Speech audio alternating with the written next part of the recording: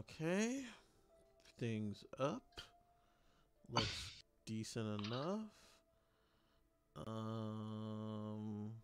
can I move this comments bar further out like that? There we go. There we go. Now I can read comments better. I can read the comments a lot easier. Okay.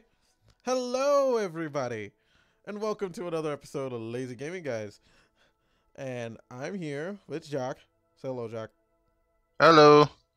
And I'm going to be streaming something, but give me a second. I'm going to make sure this stupid social media things and whatnots update first, because Julian is responsible like that, unlike some people. Unlike some people. Yes, you heard me. Well, fuck you too. Turn that down. Tweet. Oops. Nope. Not that. Not that account. Not mine. Fucking tweet it from.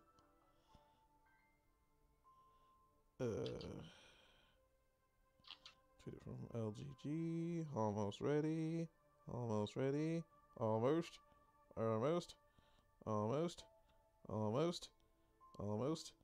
Spell streaming right. There we go. Tweet. Okay.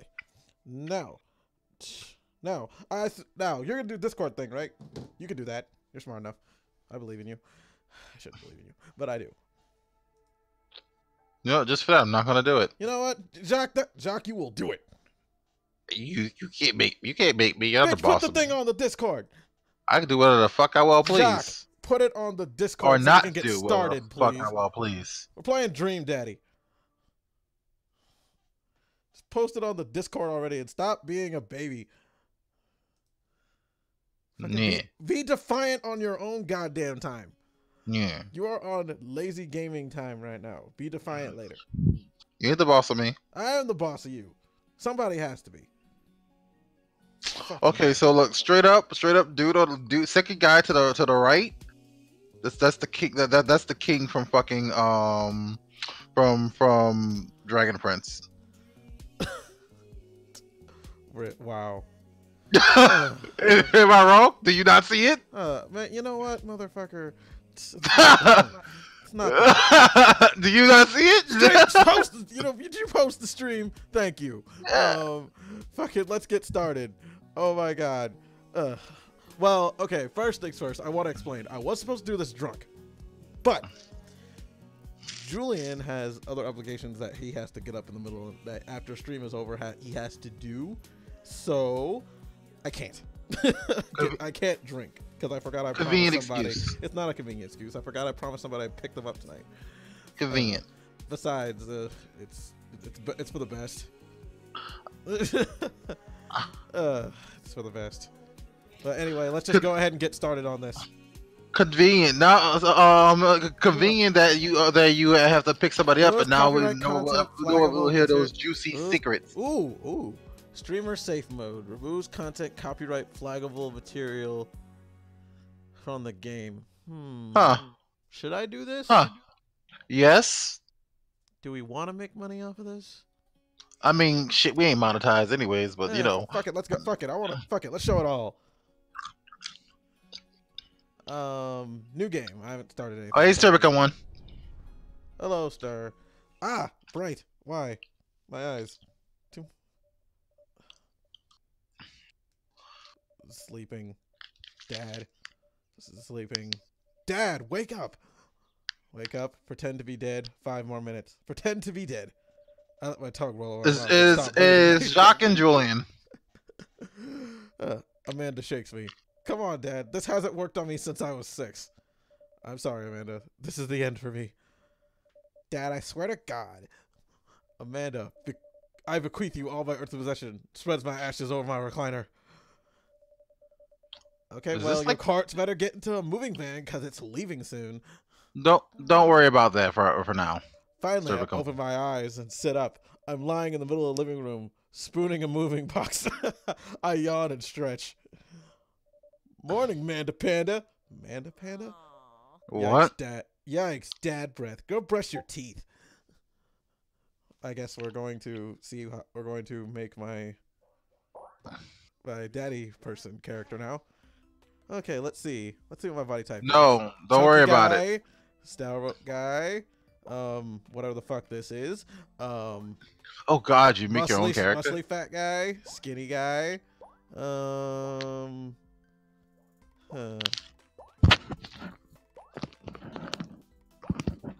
See, what's the difference? Okay, so one's hairier than the other one. Okay, so one's hairy, one's not so hairy. One's skinny hairy. Okay, we'll just go with this. Fucking. Oh right, I gotta choose skin tones. Do I want him to be my skin tone? Screw it. Why not? No, not looking good, Daddy. I'm not done yet. Oh, heads. They gave me a character creation, Jock. They screwed up. Hey, Julian, your hairline is on point. Okay. Yeah, that's what Stur says. I don't know. Fucking weird. He's barely got going, and he's already being weird. Okay. Shadow. Ooh, facial hair. We'll check the shadow later. All right, hair. That fucking looked like goddamn. Ooh, look, if I lived the dream of facial hair. What do you mean finally lived the dream, nigga? I have facial hair. Fuck you. Was that what you call that? Call that little bit of fucking pubes under your chin? Nigga, I had to shave that shit off. You know, I have to trim it down and everything. Ooh, look, Aaron Hansen hair. Right. Hair. So you don't look like an overweight goat. Your face is an overweight goat. Son of a bitch. Let's see. Hair. There we go. Hey, wait, is that Goku's hair? Yes, it's Goku's hair. No, I'm not doing that. Oh, you should do Goku's hair. No, I'm not doing that. Shut up. Stop. Fucking, I'm not. Fucking, everybody makes stupid looking ones on this thing. I'm done with that shit. You know what? Let's do.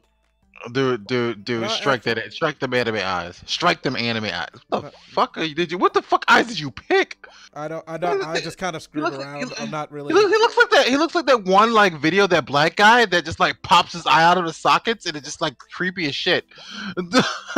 A lot of these eyes are creepy as shit. I don't think this is supposed to be. No, not creepy in the sense it doesn't fit. Creepy in the sense that literally legitimately creeps me out and makes me want to rub my eyes because it looks that gross. You know, I should just use those out of spite because you not fucking getting to putting the stream up and giving me lip, bitch. Let's see. you can try, bitch. I ain't gotta stay, bitch. You gonna be like that, nigga? You don't gotta be like that. Yeah, we're gonna keep whatever mouth they gave me. I'm not. Do kitty mouth. Totally do the kitty mouth. You know, the one with like the little, that makes like the little like zig. Okay, so it's either he's athletic, fat, or skinny. Ugh, God damn it! I hate this. I don't really get much of a choice. You know what? He's gonna be a chunky dad. A chunky dad. Yeah, he's gonna be a chunky dad with. Slightly I want to say grayish hair. There we go. Goku hair. Eyebrows. No Goku hair. Shut up. It's not happening. Fucking. Oh, at least okay. At least see what it looks like on him, please. Just like it. Fine. Like it. Fine. Fucking goddamn it, Jock. You are so annoying. Goku hair. See, like how's this look? Looks ridiculous. Yes, it does. Thank you for noticing, you stupid shit. Okay, let's see. Facial hair. Dude, give the flat top. I don't like this facial hair too much. I don't like too much of these. I don't like these facial hairs. I don't like this. Work is work. Sturbica 1. Work is work.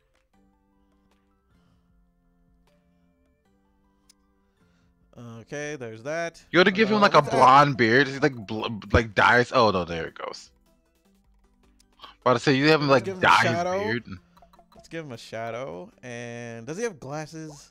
Do I have glasses? Does he have glasses? Does this character have glasses? You know what? Let's get this character. Let's not give him glasses. He doesn't have glasses. Piercings. I don't know, dude. Like freaking like one of those glasses looked alright. No, he doesn't have piercings. Wait, no. Yes, he does. One nose. One. That's on his butt. That's on his mustache. But Julian, if you don't give him piercings, how you know he's gay? Jacques, that's not the point. You know what? Whatever. Fucking, he doesn't need glasses though. All right, let's see here. We got this. Got fucking Julian, how's work? We got fucking burger pajamas. Julian, how's work? Awful. Fucking maple. Let's see. Oh, he does work for Shinra. Blazer with cats on it. Fucking dad clothes. Julian, why are you surprised? It's all dad clothes. All of it's dad clothes. It's all gonna be dad. It's all gonna be stupid. It's dad clothes. You're someone's dad. Of course they're gonna be stupid. So, who wants to play a game of count the dad jokes? Every dad joke you hear, take a shot. Jacques will die. They will die. They will die. Jacques, they'll die. Now, Jacques, I want you to take a look at this. Let's take a good look at this character. Please don't tell me you're trying to make that. You're trying to make that me, because if you do, I will come over there and kick your ass. If you try to say that. Well, guess who's gonna be coming over here and kicking my ass? You fucking piece of shit! I'm gonna kick your ass. It's you, Jacques. You're in this game. Yeah, aren't you? Yeah, happy? that's exactly what I said. Sir, become one Shinra.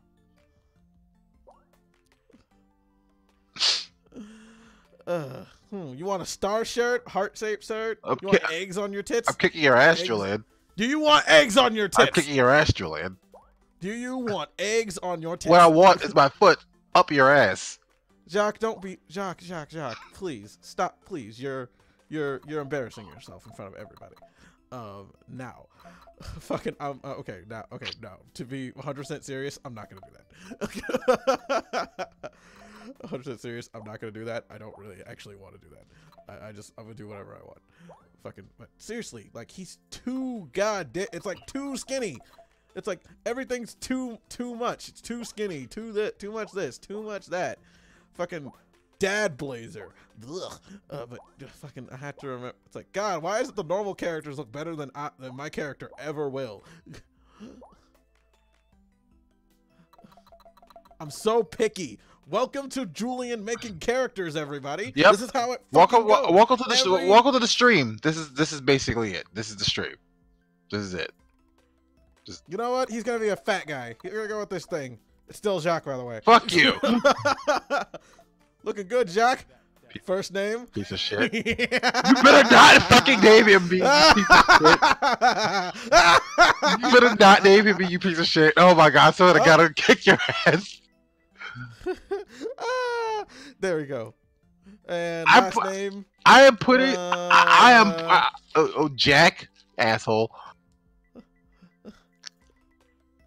I'm still gonna kick your ass when I see you. I want to make a reminder on my phone to kick your. You know what? I'm making a reminder right now. I'm making a reminder right now to kick your ass. Fucking. Oh, there it is. There we go. Sinchan. Oh, I'm fucking kicking your ass. Be that dad.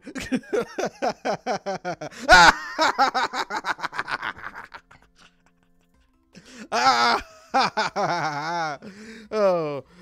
Google, remind me to kick Julian's ass. All right, Julian ass. When do you want to Every day. Okay.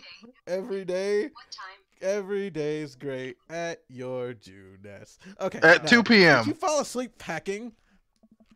I almost. Jacques. Sure. Let me do my Gus Jacques voice. Yeah. What? What? I almost got it done, I think. No, that's not a. No, I'm playing. I'm not doing that anymore. I'm just gonna read this normal. Searching around the room, it looks like I did a pretty good job. Every box is sealed except for one. Wait, straggler. What's in it? Looking into the box, I see a bunch of old photos and little photo albums. Whoa, I haven't seen these in years.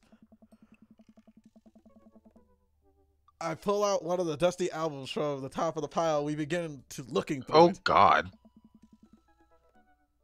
That's the coolest baby I've ever seen.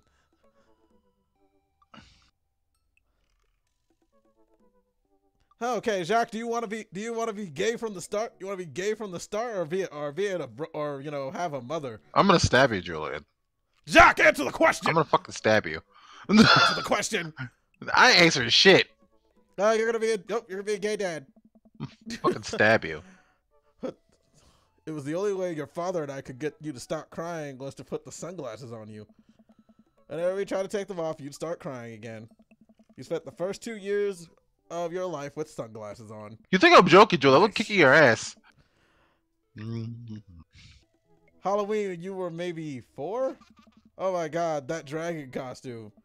You couldn't decide between being a princess or a dragon, so you went with both. Princess Dragon. Princess Dragon. Why do I remember crying in that dragon costume? You saw yourself in the mirror, realized you're afraid of dragons. Seeing yourself inside the dragon mouth was a realization of your greatest fear, I think. Yep, definitely. Yep, right? Yep, definitely repress that memory. You know, This was you in your horse phase. Dad, I believe you named that plush horse Sir Horsington the Brave. I don't think that was his. Amanda lunges for the photo, but I quickly snatch it away and hold it. Julian, is that a bra? Superior dad arm. Is that a bra back on your chair, lol? You have a bra on your chair? What? I don't know. Sturrican one sees a bra on your chair. What bra? I don't see. There's no bra back here. Yeah. Anyway, continue. Nice try, but this is an important blackmail for later down the road. Go ahead and try me. I've seen pictures of you and your ska band. Ouch, kid. The Scommunist Manifesto had a chance back in the day. Oh, God, that's painful. God, dude, that's what it's. I look off in the distance and reminisce about that rad horn section. Hey, it's Emma P. No, Dad, that's Emma R. I didn't meet Emma P until high school. Honey, I promise you, wholeheartedly, that I will never stop mixing those two up. Dad, Emma R has been my best friend since I was like 7. Give it like a little bit of effort. Oh, right. Emma P was the one who tried to steal people's pets, fired a flaming tennis ball at the police station, pooped her pants during a sleepover. I'm gonna go with the flaming tennis balls. Lighter fluid. You would go for the over top one. Dad, that was you. Oh right, I was a wild child. And I was 6 when you did it.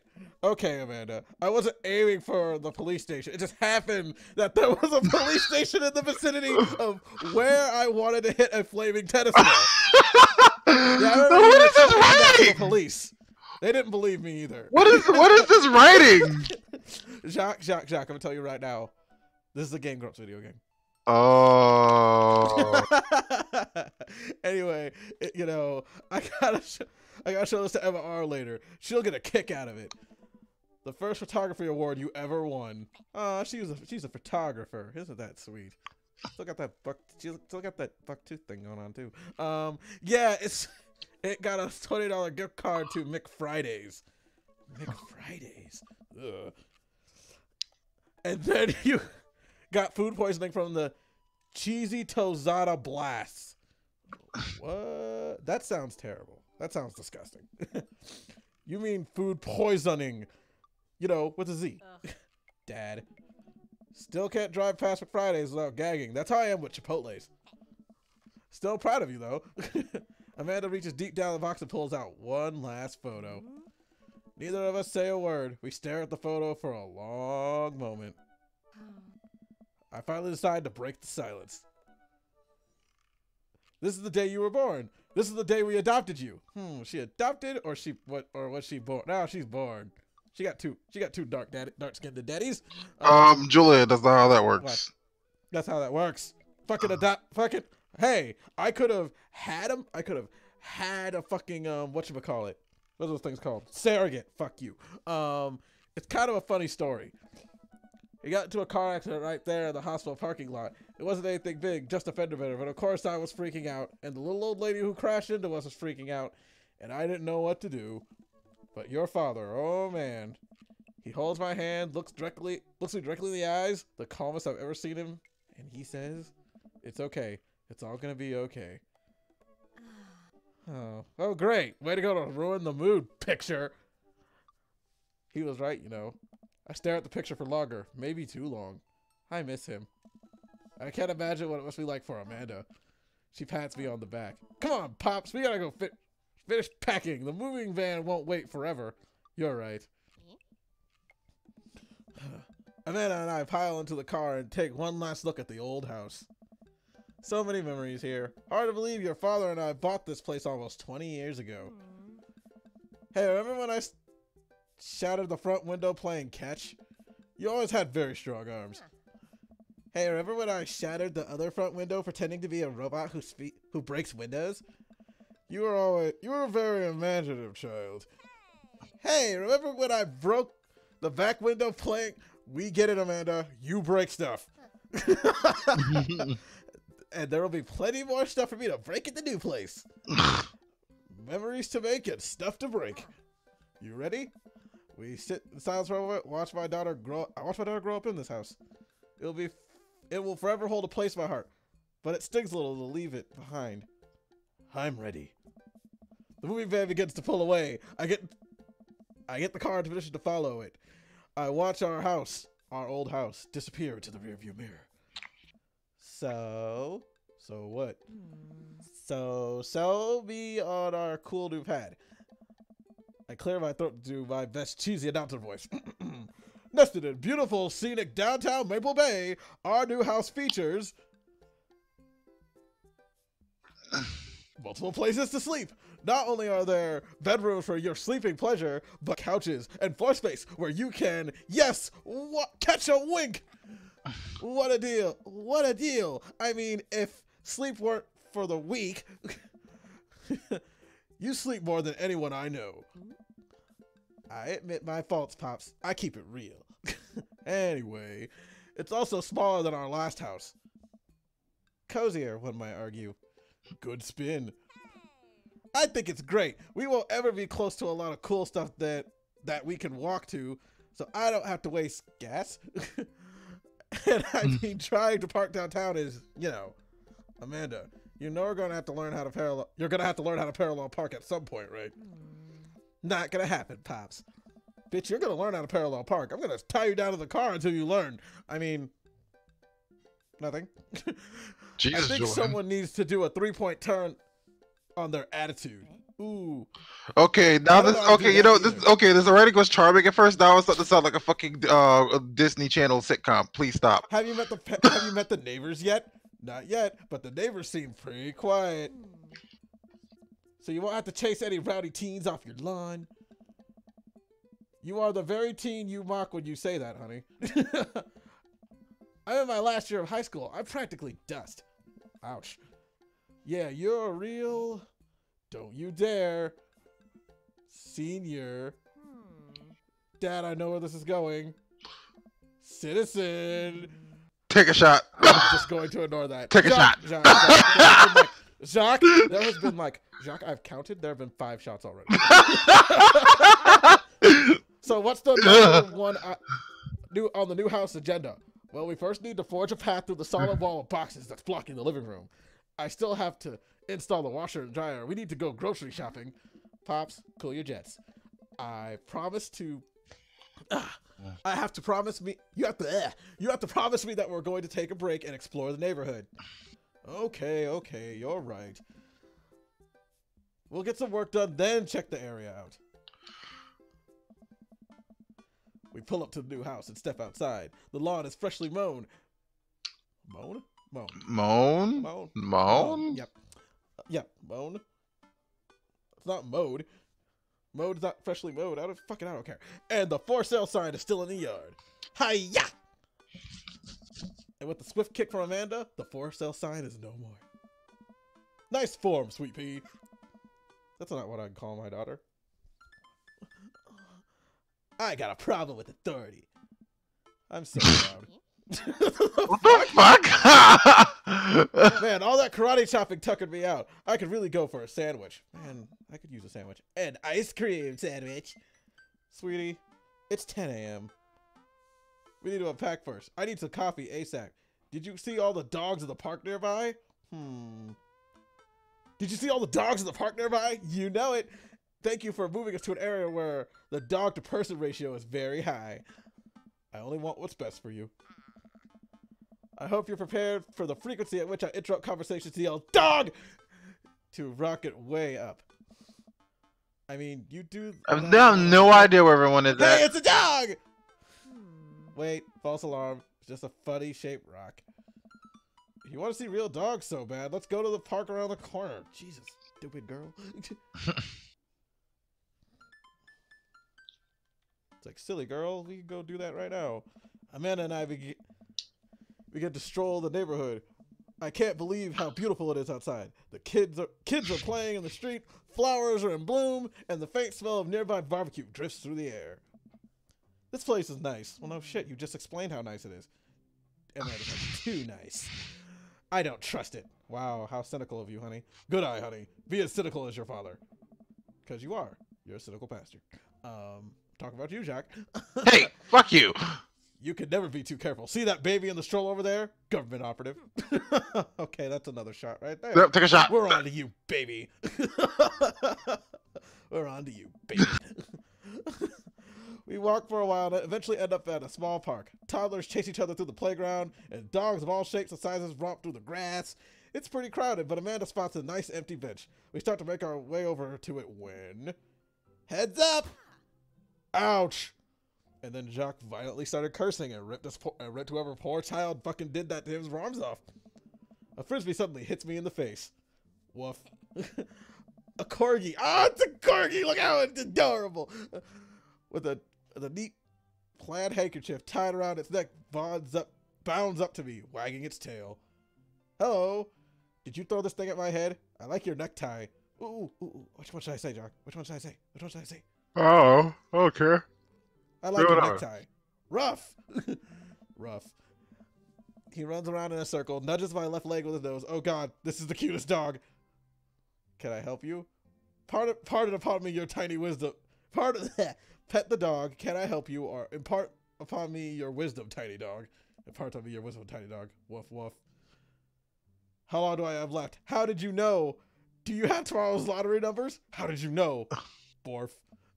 My God, this dog knows me more than he lets on. You definitely could have caught that. A guy in a Hawaiian shirt jogs over to us and takes the frisbee from me. By the way, take take 3 shots after that sequence. Oh, Julian. You know frisbees are traditionally caught with your hands, not your face. Seriously, Well, Julian. you're traditionally not supposed to aim for people's heads. It's a new technique. I'll catch it with my teeth next time. Seriously, Julian.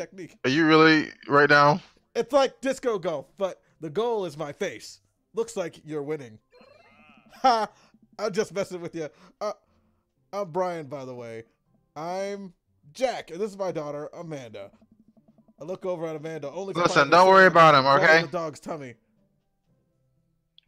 It's fine. He'll be back. He'll be back eventually. Just don't worry about him. All right, your dog's cool. Old Aunt Maxwell sure loves the attention. It's great to see another father-daughter out here on such a sunny day. Where's yours? Brian gestures over to the grassy knoll where a young girl sits on a checkered blanket. She's reading a book bigger than her head. She puts it down, heads over to us. This is Daisy. She's reading the Brothers Karamazov. Brothers Karamazov. That is a fat child. Shut up, Jacques. Wow, these are the most gingery gingers that have ever gingered. Her teacher tells me that They're also very fat. Comprehension skills of a high schooler. How old is she? 10. She's a precious little youngster. Whoa. My natural dad instinct kicks in. I must brag about my child's accomplishments. Oh no, it's happening. Oh my God, what is happening? Go on, Daisy. Tell them about yourself. Oh, shit. Right. That's my girl. Amanda, get in there. Okay. Oh, God! It's a Pokemon battle! You just realized it's the Pokemon battle? Oh, my God. I was like, I'm so happy right now. Let's brag. Amanda here just recently won a local photography award. Brian, whoa, congratulations. Brian loses 10 HP. The fuck? Daisy actually just won a statewide poetry contest. You lose 15 HP. Oh god. I need to use an item. Let's see. Child art! You unfurl from your wallet and reveal a tiny copy of a drawing of a cornucopia Amanda did in the first grade. Cute. It isn't very impressive, but Amanda generally appreciates you holding on to it. Brian loses 10 HP. You regain 20 points. Yeah! Daisy just started a weekly chess club at her elementary school computer lab. She's the president too, of course. Amanda, dang, my high school doesn't even have a chess club or a computer lab. You lose 10 HP. Damn it! Damn it, I'm losing again! Fucking, switch daughters! Can't switch daughters. Amanda is your only daughter. Fuck. Should I flee? No, keep bragging. Last week, unprompted, Amanda helped an old woman with her grocery bags. It's extra powerful. Brian loses 20 HP. What the fuck? Right. Daisy sold enough candy bars this year to get the top prize, a canoe. We're taking it out next weekend. How's that even possible? Amanda could only barely get one of those sticky hand things. It's extra powerful. You lose 20 HP. Damn it. Damn it. Fucking shit. What do? I use another item. Spelling bee photo. You fumble through your phone's browser, Amanda, pull up a photo of Amanda winning her 10th grade spelling bee. Brian, wow, congratulations, Amanda. Daisy is getting her hair for her annual spelling bee right now. Brian, hopefully this will be her 3rd win in a row. Yikes, you lose 5 HP. Shit. Did I mention Daisy said her first word at 10 months? Daddy. Amanda was potty. But I imagine this isn't the time to bring it up. I lost 10 more HP. We're tied. Fucking brag. Brag some more. Amanda's in honors classes this semester. Brian loses 10 HP. Ryan, oh, really? I'm actually talking to Daisy's teachers about having her skip a grade. Amanda kind of bristles at that one. You lose 20 HP. Fuck. Fucking break out the grade card, dude. Julian, stop bragging. Do something else. No, I'm gonna win this battle. You're gonna run out of HP. Fuck you, Jacques. I'm winning. Pull a wrinkled copy. You're embarrassing yourself at this point. Grade card out of your back pocket, and a dad. Awesome grades. Brian loses 25 HP. Brian, you really carry that around everywhere? Ouch. Maybe this is kind of weird. I lose 5. See? Fuck. No. Daisy has her adult teeth. Never had a cavity either. Amanda so constantly pushes her lips together to hide her teeth. It's extra powerful. I lost 20 points. Dang, he really got us beat. Fuck. Boy, it's been such a treat getting to meet you two. Did he have to add insult to injury for seeing such a gracious winner? Shit. Fucking, I lost. Damn it. I whited out. No. Why? I lost, Jacques. I lost. Yeah, because you were stubborn. You were stubborn and kept wanting to freaking brag. You know what, Jacques? Fucking, she's my daughter. I'm gonna make sure that everyone knows how great she is. Fuck that ginger. Somebody sounds like somebody has issues with gingers. You have issues.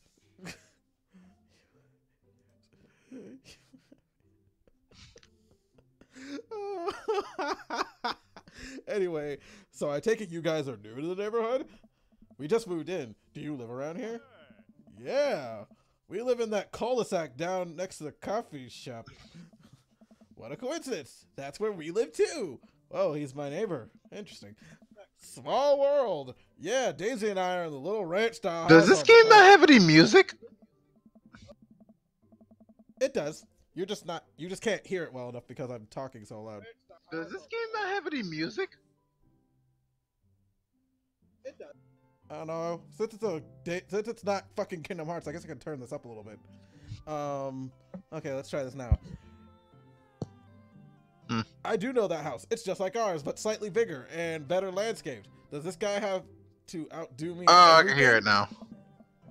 What a lovely place. Fucking asshole. Well, I don't want to take up any more of your time. It's really nice meeting you guys. You'll have to stop by at some point. Yeah, definitely. Bye. Brian and Daisy walk further into the park with Maxwell happily trotting along in tow. I want to steal her dog. Yeah, definitely. Do you get the feeling that he was trying to one-up us? Trying and succeeded. I can't believe that kid's only 10. What was I even doing at her age? I believe you had a bit of a thing for horses? Shame that didn't pan out. Could have majored in competitive horse studies. It's not too late to minor in horse creative writing. Too close to the truth, Dad. Aww. Let us never speak of the fantastic adventures of Sora Hursington, the Brave, and Epic 7 Parts by Amanda. We laugh off the horse epic walk. Walk around the park a bit more, enjoying the day. Let's go unpack. Go take a nap. Go to the coffee shop. Let's go to the coffee shop. I gotta get my hands on a nice cup of old bean juice, or I'm gonna be useless all day. I think we passed the coffee shop on the way here. Maybe we should check that out. Let's do it. Okay, I'm gonna go to the coffee shop with my daughter. With my daughter.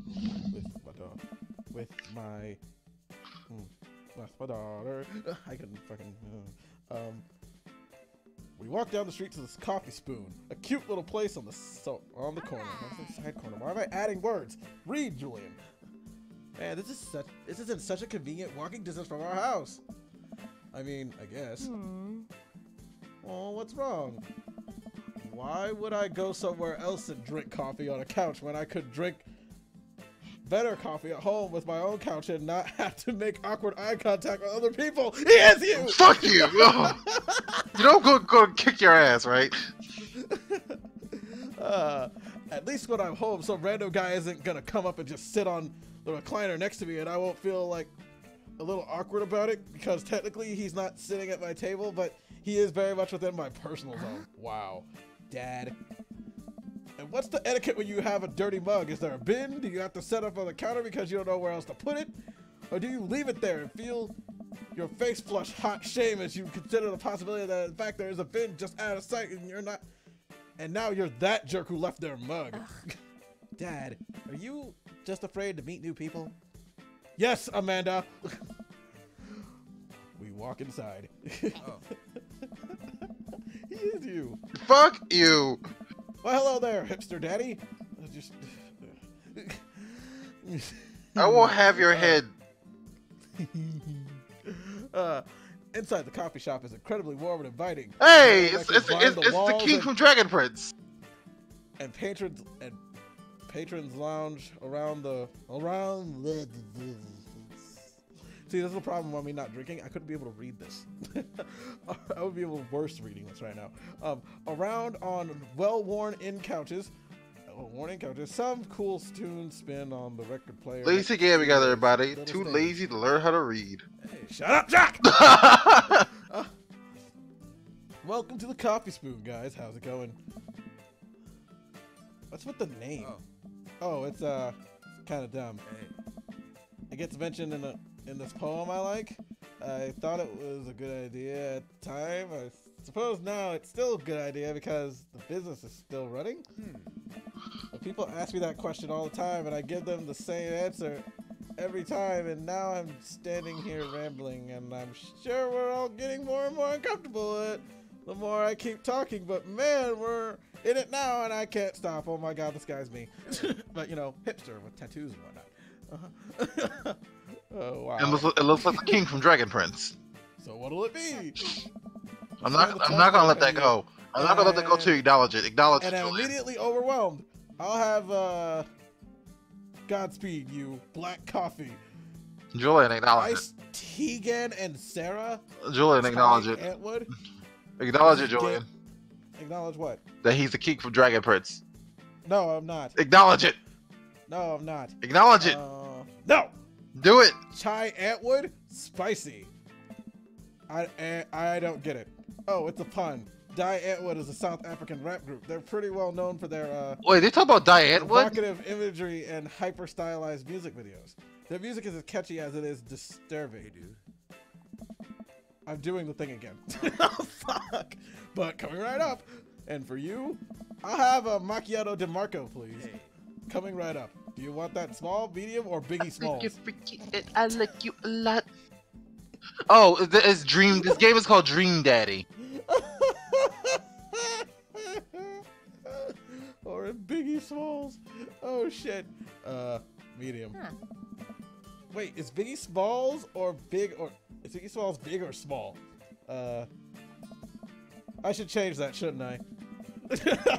Matt seems to be making our drinks, and Amanda and I take a seat on one of the couches. What's his deal? Let the man make his puns. They're cooler bands than you'd listen to anyway. Hey. Ska was cool once. It was, apparently. I was too young to understand it. This couch is pretty comfy. Maybe not comfier than our couch, but it's alright. Good lumbar support. You sink right into it. Okay, it's comfier than our couch. Amanda nudges me. This place is right next to our house, and that guy seems not only cool, but also just as uncomfortable talking to other people as you. You should totally become friends with him. I don't know. Take it from what me, do we say kid. about meeting new people? Take it from me, kid. That's a recipe for disaster. I can't meet new people if I always stay inside. I don't go outside. Also, I don't talk to people. Huh. Wow. Wow, Jacques. Wow. Wow, Jacques. I hit the nail on the head with this. I'm gonna one, stab man. you. I'm gonna fucking I stab don't you. care. Admit the truth. You don't want to admit the truth. You know it. I'm You know gonna this is you. fucking stab you, Julian. This is you. If you were gay, that would be okay. I mean, cause hey, I like you and I'm gonna go buy a sharp because knife you from Academy. If you were me, you would feel free to say that you were gay. Tell but Steven- because I'm gay. Tell Steven that he's relieved from his duties for dealing with the calamity, because there will be no more calamity. See, we're making progress. Matt sets our drinks down at the table, and I immediately burn the roof of my mouth. Yeah, that's you. Good one. Dab. Hi, we're new in the neighborhood. I'm Amanda, and this is my dad, Jack. Oh, right on. Pleased to meet you both. Oh, you want to come by when my daughter's hanging around the shop? You two might get along. Yeah, I'm sure we'll maybe come in from time to time. Amanda kicks my leg from under the table. Ow! God damn it! I'm gonna snap you. Nothing. I don't abuse my daughter. Wow. I'm sure we'll be here a lot.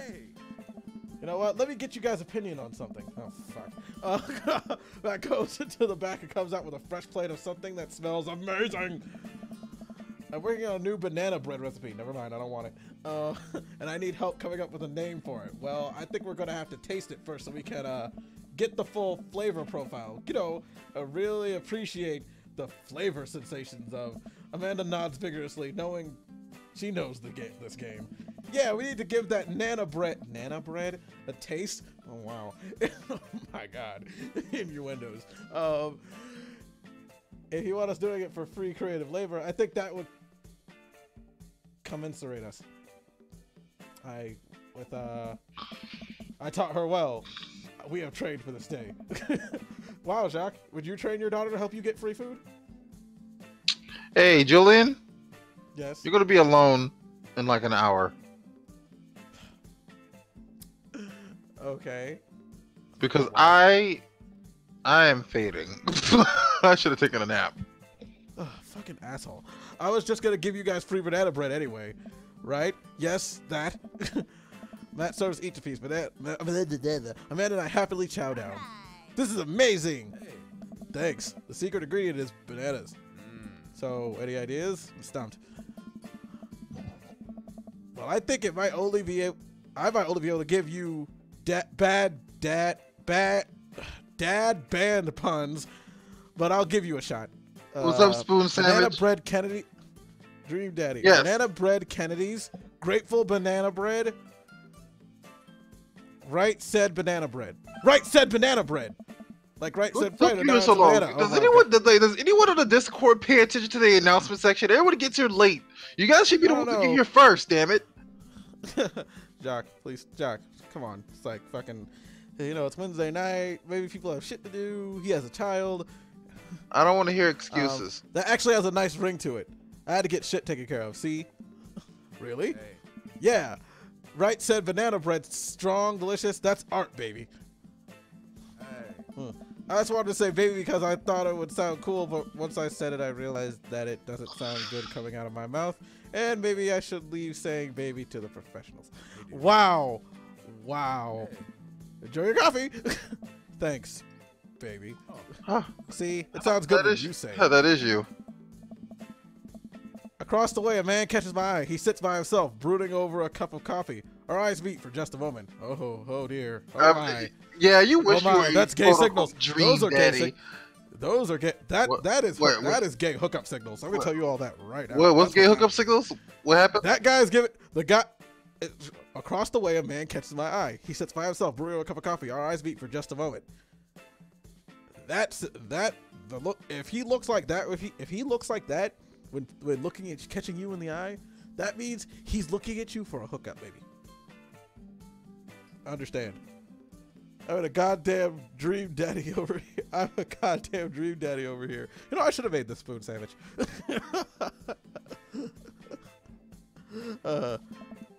I hastily look away, hoping he didn't catch me staring. Who is that? We finish up our drinks and headed out. Thanks for stopping in. Take care. Okay, now that we're full of caffeine, where to? Where to go? I should get to back to unpacking. I got a lot on my plate right now. Did you know that moving is one of the biggest sources of stress for adults? It is right behind the constant fear that you smell bad and everyone's too polite to tell you. Probably. Do I smell bad? Amanda gives me a whiff. You're fine, Pops. Let's go home. Amanda gives me a whiff. It's like, my daughter just sniffed. His daughter just sniffed. Gross. We get to work unpacking various boxes around the living room. A couple hours pass and I get... Oh wow, my nose almost sneezed. Get some good work done. The washer and dryer unit is both washing and drying, and we can actually walk through the living room without tripping over boxes. First visitor already? I walk over to the door and open it. Hello! A handsome, clean-cut man stands at my door, brandishing a plate of cookies. Hello? Oh, where are my manners? My name is Joseph. I'm your next door neighbor. Oh, yes. Are you really going to see his voice like that the entire time? That's what my name is. Oh. I saw the moving van outside. I thought I'd bring her some cookies. My daughter, Christy, wanted me to let you know she baked them herself. Joseph leans in and whispers, but between you and me, she just sprinkled the chocolate chips. Good one. We both stare, laugh, kids, right? Wow, cookies, huh? So nice to meet you. Joseph hands her the plate of cookies with a smile. Ah. Oh, no. Well, thanks for the cookies. Amanda disappears with the cookies. Amanda, come back! She's gone. That's my daughter. Her name's Amanda. She's a charmer. Daughters are tough. Sons are also tough. Children in general are just tough. Julian. I heard that. Julian, I mean, get your there had to be something get wrong your with accent down at least. trying to raise. If you're gonna more than if you're two. gonna do a damn accent, get it down at least. I have 4 kids. What have you done? Oh, I meant. Oh. Don't worry, you didn't mean to be rude. Oh no, this is the first neighbor I've met, and my social life is already in a tailspin. I wonder if it's too late to move again. Yeah, okay. Is the missus around? Mister, actually. And, no, not anymore. He died. Oh. I'm sorry for your loss. No, it's alright. Wow, this is uncomfortable. Let me stand here quietly for a moment. Acutely aware of how awkward we both made things. I'm sorry, can you close the door real quick? I look at Joseph quizzically, but comply. After a second, I hear a knock on the door. Opening it, I see Joseph standing with a huge smile. Hey, I'm your new neighbor, Joseph. I promise I'll talk about your dead spouse this time. I'm throwing a barbecue for the cul-de-sac and love for you to come by and meet the rest of the neighbors in our community. What do you say, pal? That sounds great. My daughter Amanda and I would love to stop by. Also, 4 kids is perfectly normal amount of children to have. We shake our hands to seal the deal. Wow, they dadded that up hard. Well, neighbor, I'll see you at 3 p.m. sharp on Saturday. Sure thing, neighbor. Joseph starts walking away, but stops to fucking lift my shirt up again. But stops to think for a second, turns around. Hey, in all seriousness, raising a kid on your own can't be easy. if you ever need to talk about stuff, I'm the youth minister at the church down the street. Oh dear, I gave this man the wrong voice. Oh, I don't know. I would really consider myself a youth. You look pretty young to me, but suit yourself. With that, Joseph's gone. He seemed nice. Amanda walks back into the living room, crumbs on her face, and cookie in hand.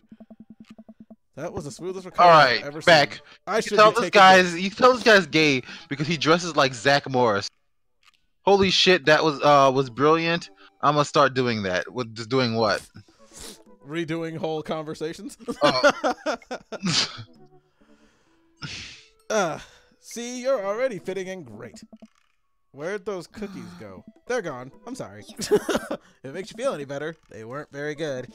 They're leaving and coming back. So you ate all of them anyway. I guess that makes it break time. Any ideas?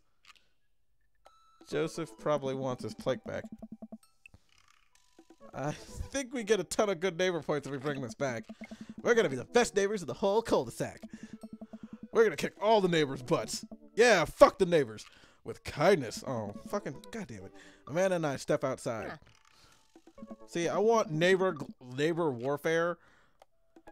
Shoot, I'm actually not sure which house is his. I'd hazard to guess it's the big one with the well-groomed blonde children sitting in the yard. Good eye, kid. I remember we need to make a positive first impression here. Keep it light. You walk up to the kids and wave. Whoa. Whoa. Whoa. What? Whoa. What? Whoa. Okay, those two at the end. Those are twins. They scare me. They're referencing those scary twins. It's great. No. But one of those are supposed to be girls. Yeah, but they're still referencing those twins. Just me and my boy. Hey guys, is your dad around? They all just stare at us blankly. We just wanted to return this nice plate and thank you for the cookies. Jeez, these are definitely just because they all look exactly like him. Oh god, oh my god, it's The Shining. Yeah, it's The Shining, Julian. They were really good. I mean, I heard they were good. I didn't get to eat any. See, he's giving the small. I chuckled nervously. He's giving them all Adderall. Well, okay. We're just gonna set this plate down on the ground real gentle and back away slowly. Right, Dad? Right. That's what we're gonna do. The kids' eyes bore into us as we scurry away. I can feel their gaze on my back even as we approach our house. That is terrifying. That is a personal question, sir, and I will not be answering it.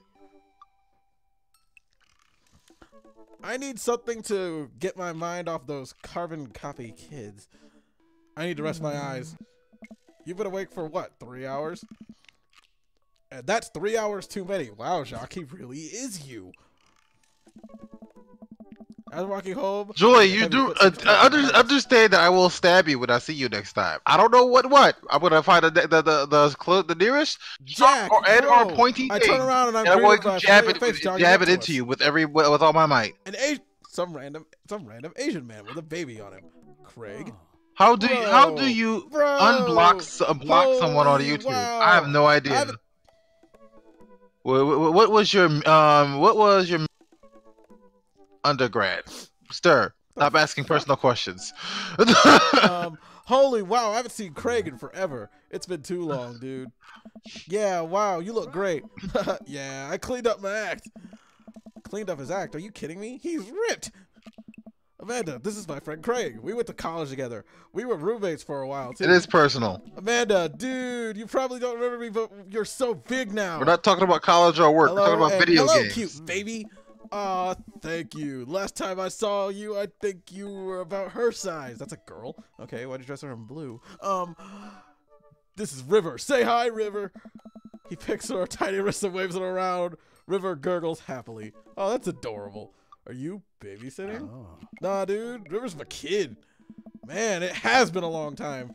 Feels like when we were rolling up to exams with bad hangovers. Next, we're both fathers. Where have you been, man? I was working out in California and just relocated the business back to Maple Bay. No kidding. Amanda and I just moved to this side of town. How's Smashley doing? Oh. I mean, Ashley. Ashley is her name. I don't know. She actually still goes by Smashley, and we got divorced last year. Oops. Oh, dude, I'm sorry. Oh, way to go. We're just fucking swinging and missing all day today, are we? Oh. It's old news. We take turns taking care of River and the twins. It's all... Capetic? Capetic? Fucking... God damn it. This word actually bothers me. I need to look this up. Lazy gaming guys, everybody. Watch Julie and Google. Googling. Okay. Copacetic? Copacetic? Copacetic? Can go. Copacetic? Let's see. Shush. Copacetic. Copacetic. Copacetic. Copacetic. Okay. What does it mean, though? I have no idea. My brother used that word all the time. I legitimately assumed that he was making up words. I did not know that was a real word. Completely satisfactory or in good order. If it's copacetic, it's fine. Okay, cool, and groovy. Copacetic may sound like a fancy word, but it's usually used informally. Okay, good. Phew, so it's not a normal word. It's old news. We take so it's copacetic. Okay, there we go. Little did it know that was a teaser for the Lazy Gamer Guys new show. Let's Google. Ain't like something, bro. Right? Keg Stand Craig is a father of 3. Keg Stand Craig? Oh, that was my old college nickname. He got it because he did a lot of keg stands. It's a thing where you do a handstand on a keg and then drink from the keg. Holy fuck. Huh. He is not you. You used to be a party. You have never been a party animal. You don't know what I've done. Nigga, you haven't done a keg. Don't fuck with me. You don't know how to do a play. Those happen at parties, which you don't go to. You don't know what I do. You've never done it. You never. I don't tell you everything that goes on in my life. Bullshit. He was very good at it. Ah, bro, I hate to be that guy, but I was in the middle of my daily jog and I gotta keep up my heart rate. Brought River along for, resistance training. She is your daughter, not your goddamn resistance weight. You jog daily, I jog yearly. On January 1st, when I promised myself that I'm gonna jog daily for the rest of the year, but give up after 30 minutes and just walk home. Jacques, are you sure this isn't you? You know what? Well, you can kiss my black ass sometime. Haha, I don't know. Come on, it'll be fun. We could grab breakfast afterwards, catch up. We could do a bro butch like the good old days. Actually, that sounds amazing. We should do that. All right, sure. Wait, wait. Let me get this straight. So you used to know this guy in college? Yes. Yes, you used to know this guy in college. Huh. Great, let's get that going soon. I better get moving. Good to see you guys. Craig gives a little wave, puts his earbuds back in, and jogs off. I can't believe Craig is ripped and has kids. I'm reeling. Why is that? The Craig I knew was not fit to be responsible for any living thing, including and especially himself. One time, I watched him drink an entire jar of marinara sauce for dinner. Huh. Amanda, he opened up a new jar of marinara sauce and then drank it like it was a thing that normal people do. It was unholy. And then I asked him what the hell was he going to do, and he said, and I quote, "It's basically a smoothie, bro." I mean, technically, he's not wrong. No! He jogs. He was jogging. He's like a totally different person. Anyway, we better get going home. I have plenty of time to reflect on how old I feel later. That's why I gave him slightly gray hair. Amanda and I flop onto the couch. Amanda has to shove my empty boxes out of the way before she can sit. Too bad we're going to be putting my stuff right back in these boxes in a few months. No, don't say that. Aw, Dad, it's going to be okay. I'll be fine. I know. It's just, you're my little girl. It's going to be weird with you not having you around. I'll come visit, and I'll text you every day, and I'll take lots of pictures. I mean, obviously, I'm a photography major. You promise? Of course. You're gonna be okay by your lonesome? Oh, come on. I'll be fine. I'll get a dog or something. A dog, yeah. Forget art school. I'll stay for the dog. Is that what it's gonna take? Medium-sized dog, handkerchief around the neck. I get to name it. That's what it'll cost me to give up all my dreams. I'm a woman of simple wants and needs. God damn, girl. Yeah, seriously, Jesus Christ. Well, a dog is a lot cheaper than college. Amanda laughs. Suddenly, a pile of envelopes slides in through the mail slot. Speaking of college, Amanda darts over the envelope, shuffles through them. She pulls out one and throws the rest back on the floor. This is from McGowan College of Art Design. Oh shit, she's about to get denied, ain't she? Open it. But I'm scared. It's just an envelope. Yeah, it's just like my entire future. No big deal. Yeah. Fucking look how fucking insensitive you are, Jacques. She takes a deep breath and rips the letter open with her teeth. We have a letter opener, but okay. I hold my breath while Amanda's eyes dart back and forth scanning the letter. What does it say? The admission committee has reviewed your application. Blah blah blah. Her face drops. Yep. Called that shit. We regret to inform you that you were unable to offer you admission to McGowan College of Art Design. Amanda throws letter on the coffee table. Oh, sweetie. It's okay. Kinda saw it coming. I knew I should have put that experimental stuff in my portfolio. Their admissions officer told me they just want to see portraits or whatever. I pull Amanda in for a big hug. You're an amazing photographer. I know how much you work to put in your portfolio. Some other school is gonna want to snatch you up for sure. Yeah, I know, it's fine. Are you actually fine, or are you just saying that? Chia, get from back there! Okay, I'm fine, really. Her face says the opposite, but I probably shouldn't push her on this. Oh, before I forget, Emma R and Emma P are sleeping over tonight. So... you need me out of the way because I'm painfully uncool? Damn.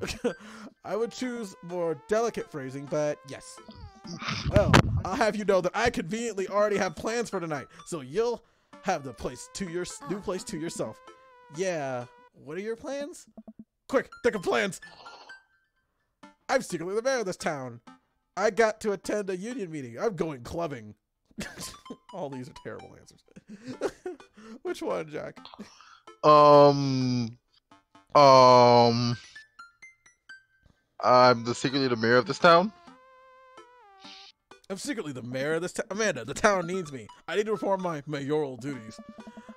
I must don my top hat and wear my monocle so that I may preside over my mayor stuff.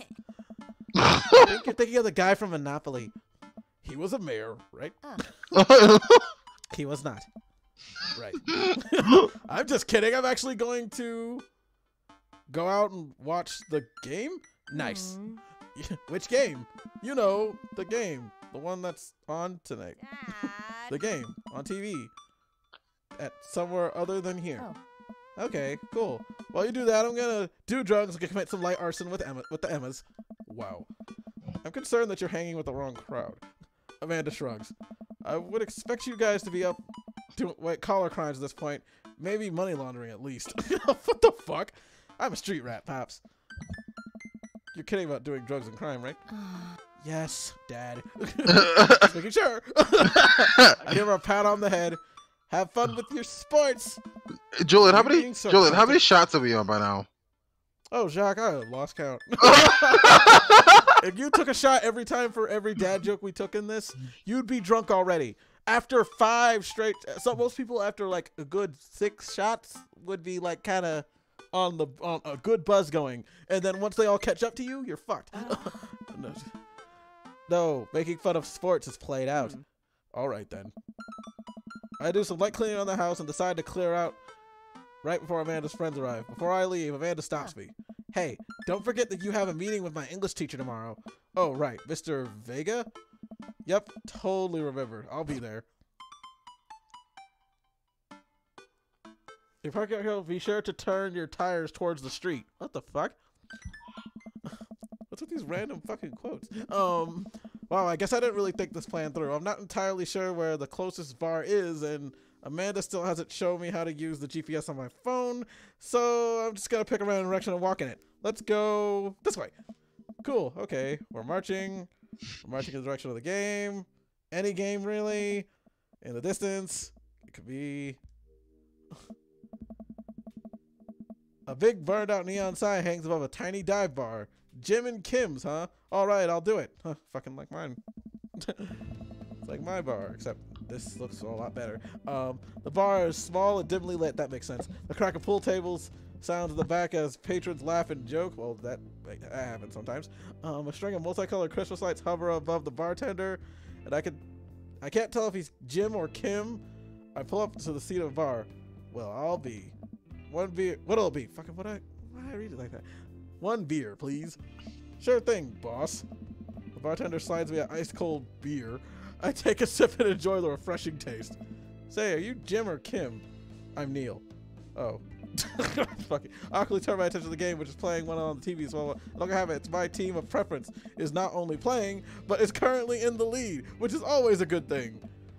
A brightly colored mascot, which is some kind of animal, does cartwheels. I slightly cheer on my favorite team, hoping that I don't get to any confrontational arguments with a fan of the opposing team. Some people in this bar are wearing distinctive colors of the team I dislike, although I believe from their demeanor that, like me, their passion for their team is all in good fun. Hey. A middle-aged woman holding a nearby empty wine glass slides up the bar and sits uncomfortably close to me. Hey, sailor. Oh, hello. Oh, Good to see some fresh meat in here. I'm Mary. Come here often? Oh. No. I just actually moved here part of town. I'm Jack, by the way. Are you watching the game? Yeah, I prefer team is in the lead. If they keep this up, they'll win the game with ease. Hey. Oh, I love that team. Also, I love that game. I love someone who knows their way around balls. Oh, sweet Jesus. I'm getting the impression she's a little drunk. Well, no fucking shit. Yeah. Buy a gal a drink. Buy Mary a drink. Don't buy Mary a drink. Fuck off, Mary! Maybe some other time. Suit yourself, sailor. Why does she keep calling you sailor? I don't fucking know. New bar patron enter. I happily watch the game over another beer. The game has gotten close in terms of points. A little too close for what I'm comfortable with. After a particularly skilled player scores a number of points on the other team, putting them in the lead, I hear an affirmative grunt from another man at the bar. Go team. It's the brooding man from the coffee shop. He sits alone, sipping whiskey and watching the game as well. Enjoying the game? I am now that we're winning. Oh, we must be rooting for different teams.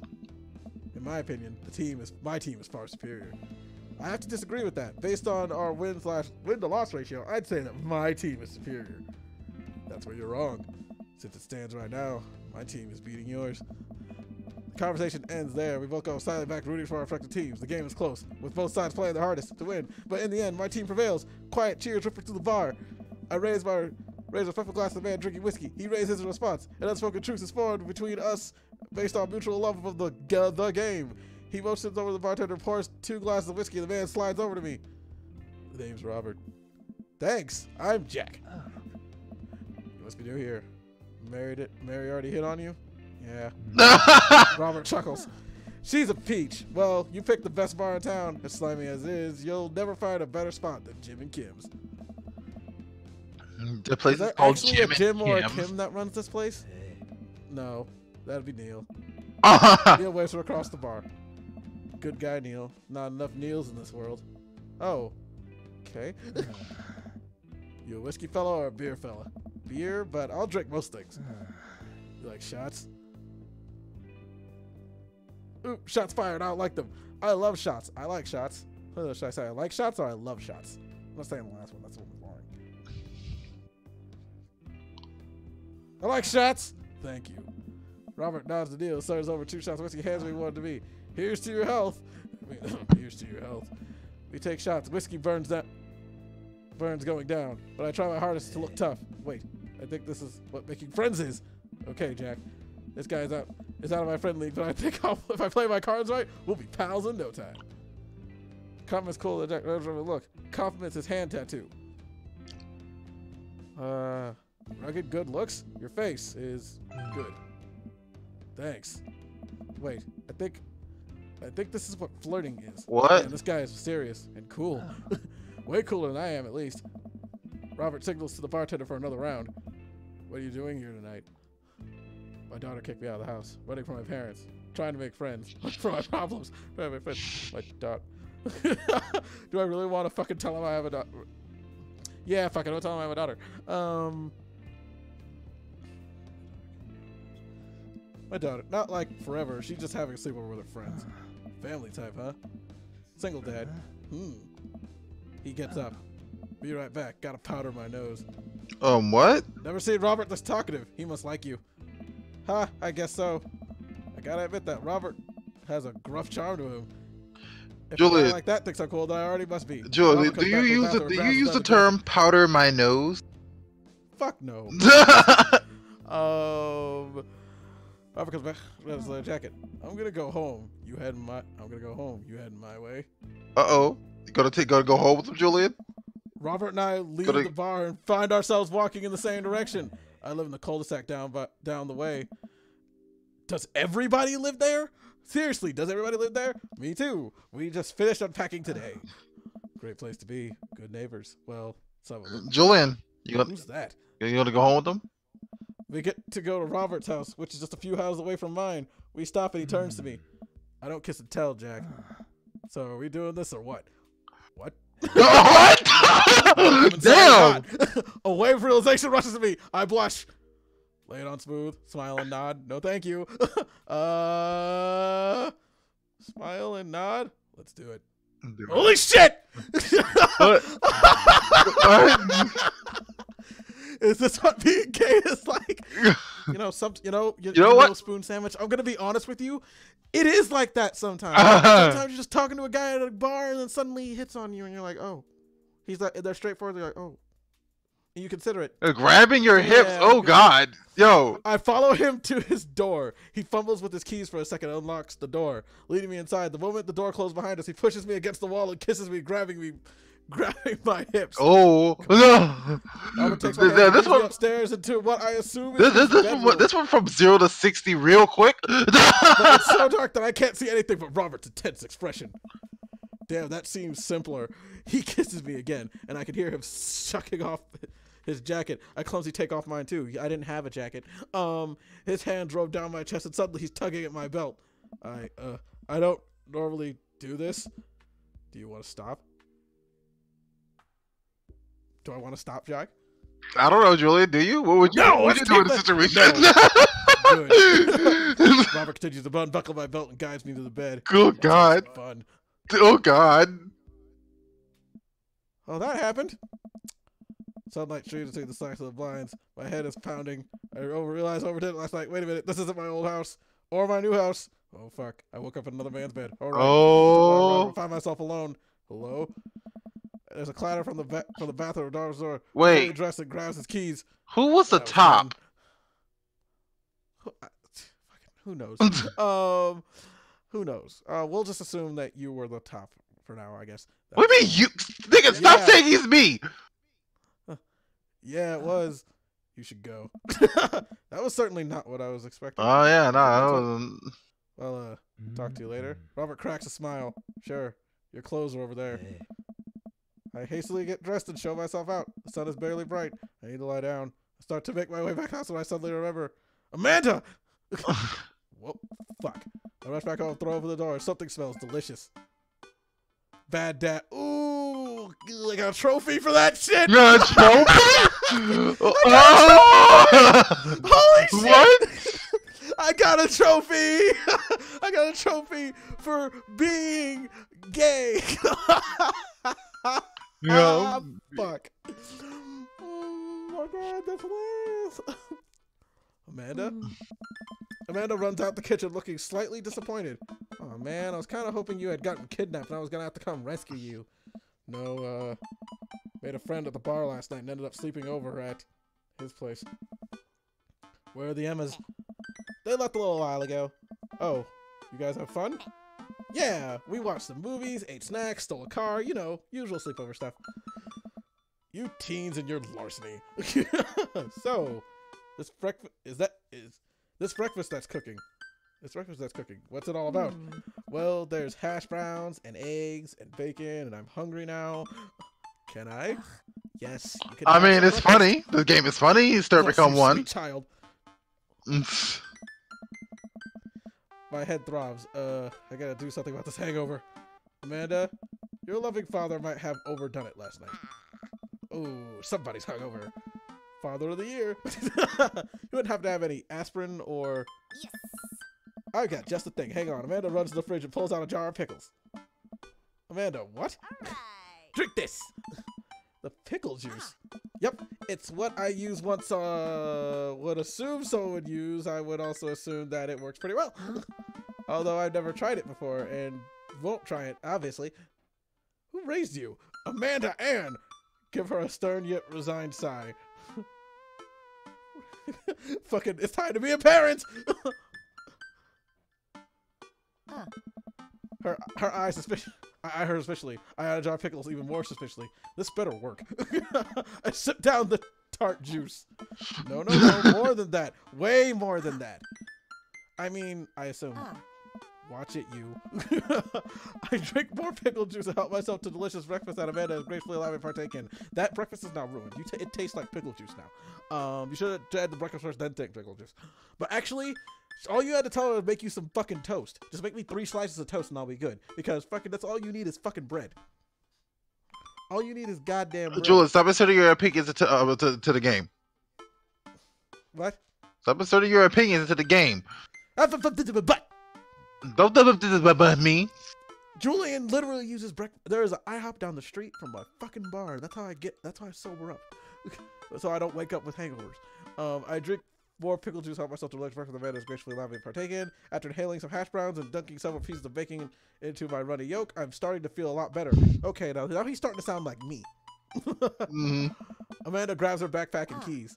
Well, hold up, bro, back. Go to class. Don't forget the meeting with Mr. Vega, okay? He said it was important to love you. I'll be there. Knock him dead, kiddo. I always do. We secretly do our handshake and she's off. I may have tripped on my headphone wires. Wow. Before I glance, no one would have known that. Right back. I glance at my watch and see that there's almost time for a meeting. I hop in the shower, change clothes, and head on my way. Still a little hungover.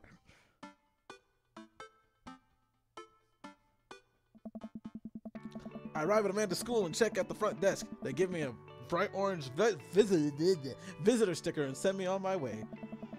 I'm barely awake, feeling pretty haggard, but hopefully nobody will notice. I check my watch and I'm relieved to see that only 2 minutes late. Wait, was it room 103 or 108? I spot a youth standing next to his locker and approach him for help. Excuse me, do you know where Mr. Vega's classroom is? The youth turns around, looks me up and down with heavily lined eyes. Come on, kid. I'm late for a meeting. Mr. Who? Mr. Vega? I don't know. Have you tried the exit? Who is this emo get? Okay, wise guy. Are you gonna help me or not? Yeah, fuckface. Fine. Up the stairs to the left. You can't miss him. Yeah, fuck you, little bastard. Head upstairs, walk around. I'll find Mr. Vega's class anywhere. A couple minutes of searching, I head back down the stairs. That punk you sent me on a wild goose chase. And back to where that low runt Jared Way is standing. Ugh, the fuck? Ready to give him a piece of my mind when suddenly a head pops out of the classroom next to his locker. Lucian, don't you have a third period to get to? Lucian, don't you have a third period to get to?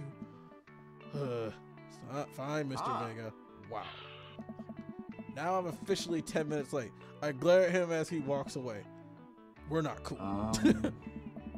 You must be Jack. This period's almost over. Would you mind waiting in the back? Mr. Vega leads me in and I take a seat to the comically small student's desk in the back. I might get stuck in this. All right, where were we? Now, who could tell me about the unreliability of the narrator in J.D. Salinger's Catcher in the Rye? Yes, Colin? Colin stands up and does the thing where he blows into the crook of his elbow to make a fart noise. The whole class erupts in laughter. All right, everybody. Very funny, Colin. Please sit down. Now, Holden Caulfield is an unrelatable narrator in a sense that the bell for the second period rings. All the students immediately get up and break for the door. Oh, thank God. I didn't want to learn anything today. Remember to do your textbook. Remember to do the reading and the answer responses to the textbook. Blah, blah, blah, on. Nobody's listening. Or not, I guess. Mr. Vega turns to me and sighs. Middle schoolers, right? Don't you teach high schoolers? Both, you know, budget cuts. Right. Oh. Thanks so much for coming in. No problem, Mr. Vega. Please, call me Hugo. I don't normally do these impromptu parent-teacher meetings, but as I'm sure you know, Amanda's a very bright student. I'm concerned about her recent behavior. What's going on? I don't know. Amanda has never been the most engaged student, but I know she cares. Recently, though, she's been falling behind. She's not completing the assignments and has been doing rather poorly on tests. I normally chalk this up to senioritis, but this is strange. I thought Amanda always shared everything with me. And crossed my mind that something might have been wrong. I just wanted to ask, is everything okay at home? We just moved. She's fine. She has a tendency to bottle things up. She has a tendency to...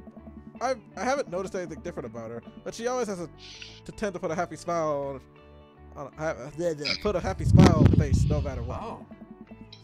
The fucking whatever. Can't talk. See if you could talk to her about it. I know she values you a great deal and would appreciate your guidance, and she keeps heading down this road. I know how important art school is to her, and would hate to see her miss out on scholarship money that she clearly deserves. I'll make sure to talk to Amanda. Thanks for letting me know, Hugo. Hey. Anytime. On my way out, I stopped thinking for a moment and turned to Hugo. Hey, Hugo. Oh. Yes? They ever catch that rye? Take a shot. No, fucking no. Don't take a damn. No, you take a shot. You drink the whole. You stop. You drink a whole fucking thing of whiskey, and then you come back. That was painful. That was pretty bad. I wish I was. God damn it! I wish I was drunk right now. That was super bad. That was horrible. I am embarrassed.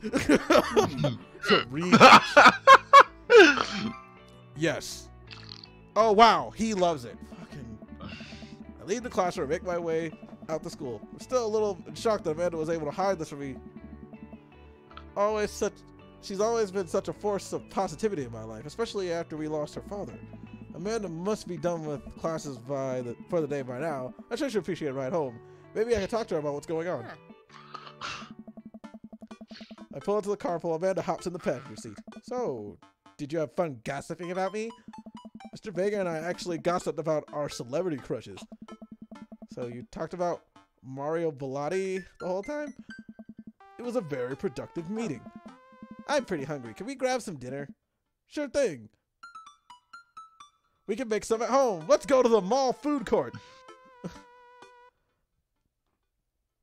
Should I make it at home or go to the mall? Let's go to the mall. Fuck it. Does that sound good to you? Yeah, sure. Why not? Why the mall? Jeez, can't a dad take his daughter to the mall? Will you buy me things? I will buy you a thing. Singular. Sounds like a deal to me. We drive in silence for a short while. Amanda plays a game on her phone. I should say something. You know, sometimes when a kid gets older, they find they have to keep things hidden from their parents. And that's okay, because sometimes that's what kids do. And that's okay, but also it's good to have the parents' perspective because, you know, maybe the parents also have dealt with similar situations. I mean, maybe they're a little cooler than you give them credit for. Anyway, what I'm trying to say is that it's good to share. Love you. Wow, that's crazy awkward. Have you been reading my tweets? You have a Twitter? What? Never mind. Look, Rudy, Mr. Vega said you haven't been participating in class and you're not turning things in. Yeah, you should have been brought from the get-up. Oh, I'm fine, Pop. Senioritis and all that. I thought you liked Mr. Vega's class. It's fine. He's fine. We pull up to a stoplight and I eye Amanda. She's still texting. I want you to know that you could talk to me about anything. Aww. Uh-huh. I can tell whatever it is, she doesn't want me knowing about it. That's frustrating. I heard Emma R. is going to that fancy art school in California. That's exciting. Yep. Are you bummed that you guys aren't going to the same school? Yep. Amanda keeps texting. She stifles a laugh. What's so funny? I don't think you get it. Okay. Who you texting? Huh. Noah. Who's Noah? My friend. Yeah, her friend. Yep. Do you like Noah? Hey. What? No. Dad. Ugh. I can't believe you would. Dad. I mean, jeez. She does. You- She does. Ugh. She fucking does. Gross. Sorry. Just asking. Dad, he's just my friend. Guys and girls can be friends. He's my friend. Okay. Okay. Jeez. So defensive. This is going well. Well, good talk. Love you, kiddo. She leans forward and turns up the radio. I guess that conversation's over. To the mall then. Fucking you, little girl. The conversation is not over. Who is this Noah fucker? Where you live? We arrive at the mall, a big indoor shopping center with a couple different floors. It's kind of dead, but that doesn't stop a mall security from yelling at a group of loitering teens. Let's eat something disgusting for dinner. Hell yeah! Language, Missy. Heck yeah. Better. Wow, it's like me and my parents. It's like me and my mom. It's like I cursed. She's like, really? Yeah, but you say way worse things than than hell in front of her. Shit, piss, cock, motherfucker, and tits. Anyway, we approach the food court and evaluate our options. There's greasy restaurant after greasy restaurant. My heart burns just looking at the menus. Nobody looks happy to be here. Fucking wow. What mood are you in for? Bread dipped in sugar? Bread with cheese in it? On it? Or do you just want me to ingest some fat directly into your bloodstream? I extend my hand to her. Would you do the honor of sharing some nachos? She takes my hand with a grin. It would make me the happiest, cheesiest girl alive. I want nachos. We order a giant pile of chips, a naturally orange cheese from a unenthusiastic, possibly stoned teenager. Wow, how judgmental you are. We take a seat at a rickety table and dig in. These are bad. Huh. These are very bad. I just read that comment. Juliet, have you ever gotten a trophy for being gay? No. No, I don't. I don't get trophies for being gay. But also strangely delicious. We have to eat through the pain. We enjoy the fluorescent cheesy goodness together until we're all out of nachos. So, something's been bothering me for a while. Can you explain memes to me? Oh, fuck. Wait. Which meme? All the memes? All memes. What the fuck? Why even be gay then? That's a good question, Whoa. Julian. Whoa. Whoa. Do you get what? You don't get what? I figured it was for the bling. It's like fucking, you don't get it for being, you don't get it trophies for doing. Julian, what are the perks? What are the perks? I don't know. Fucking easier to get in the pants of dudes than it is girls. You know what? You ain't lying.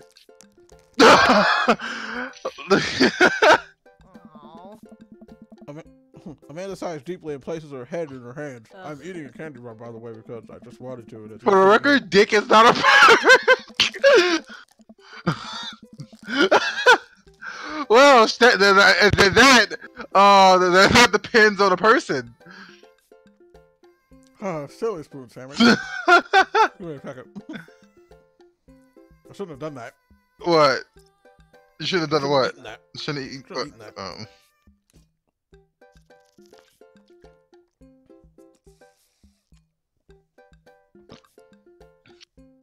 Okay. For the record, that's not the prize. The prize is to get off from another person. Dad, it's complicated. See, memes are inside jokes shared by a bunch of people that get less funny the more people do it. So the problem is by the time a meme gets to you, Dad, all us yous have already done the joke to death. Ugh. And what's worse than that? And fucking goddamn it! And what's worse than that is that movies and TV and video games will try to jump in on the meme train, but just based on how long it takes them, the meme will be long dead by the time it comes out. So it just dates it, and it isn't funny.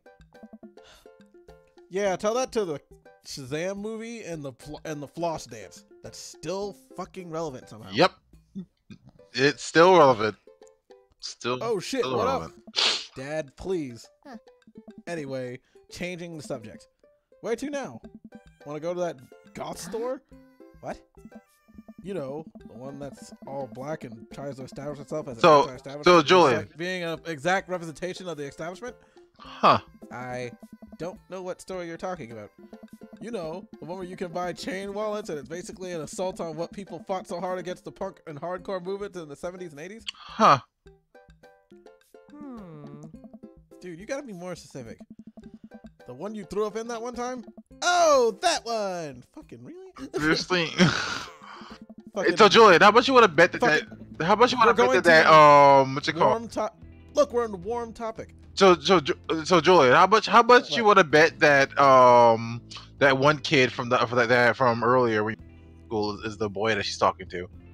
I really hope not. No, they said his name was Lucian, so Oh, what was the name of the kid in high school? Lucian? Lucian? Said Amanda runs to the store with me trailing behind her. She makes a beeline for the back. There it is. You can still see the outline, kinda. I'm so proud. Speech. Amanda. Speech. All right, I'll do it if you stop chanting. Fuck. Amanda stops immediately. I like how Julian adds curse words to this, you know. Thank you all for joining us here today to commemorate a historic moment that would forever shape history. On a day very much like today, some 5 years ago, our very own Amanda Ann Sinkuru had too much blue raspberry slushy on an outing to the mall. After begging her father to take her to Dead Goth and Beyond, Julian, I'm seriously gonna hurt you for that. rainbow suspenders, she proceeded to throw up all over the display of My Chemical Romance merchandise. Her loving father then had to pay for said merchandise, which to this day remains among our possessions. Thank you. Amanda's moved. She begins clapping. Slow at first, then faster, more vigorously. Yay! Oof. Several other patrons turn their heads. One of them also starts clapping. I bow my head. Oh, hey, chain wallets. Amanda busies herself looking at a brand of t-shirts. I try to find something to myself. Not much for a dad to look in at Dead Goth and Beyond. Dead Goth and Beyond. This game has a few good ones. Cannabone Party. This game has a few good ones. Much music I enjoy. They must be really happy that a retail outlet is carrying their merchandise. Hope their parents are really proud of them. Look at this is very important to me. I look over at a stifled argument at the cash register. An old gentleman is carrying a garment showing it to a bored-looking cashier with pink hair. A fucking Dracula? Why is Dracula here? Why is Dracula a daddy option? I can see that you don't. I don't want to tell you, dude. I just work here. Listen, when I bought this online, the website said this blouse was Victorian inspired. However, when I received it, it clearly held the trademark of Edwardian dressage. Are you for real gonna keep doing these damn accents? Yes, I'm going to do an accent with this. Do you want a coupon? I can give you a coupon. Will you leave it if I give you a coupon? Is there a manager present? People have to know what they are buying. I am the manager. I see. Well, it would seem that I have outstayed my welcome. Good day, shopkeep. Your superiors will have a strongly worded letter by post. Julian. Whatever, dude. I just, had a thought come to my head. The fuck do you work? Me? Yes. What do I do? Yes. I just help I just do stuff. I just help people pay bills and shit, Jack. Julian. Pay bills, send money and bullshit. Julian, fucking guys you meet at the bar isn't a job. Whatever, Jack. The man whirls around and storms out, his literal coattails trailing behind him. I can't tell if they're Victorian-inspired or Edwardian in nature. Amanda tries to talk to me with a t-shirt in her hand. Oh boy, here it comes. Hey, Dadtron 5000. Yes, I'll buy it for you. Wow, that was easy. Thanks. Fucking wimp. At least only one this time. Amanda plops a shirt on the counter and grins at the cashier. I love your hair. The cashier says nothing and rings up Amanda, radiating hatred. What? I hand her a 20.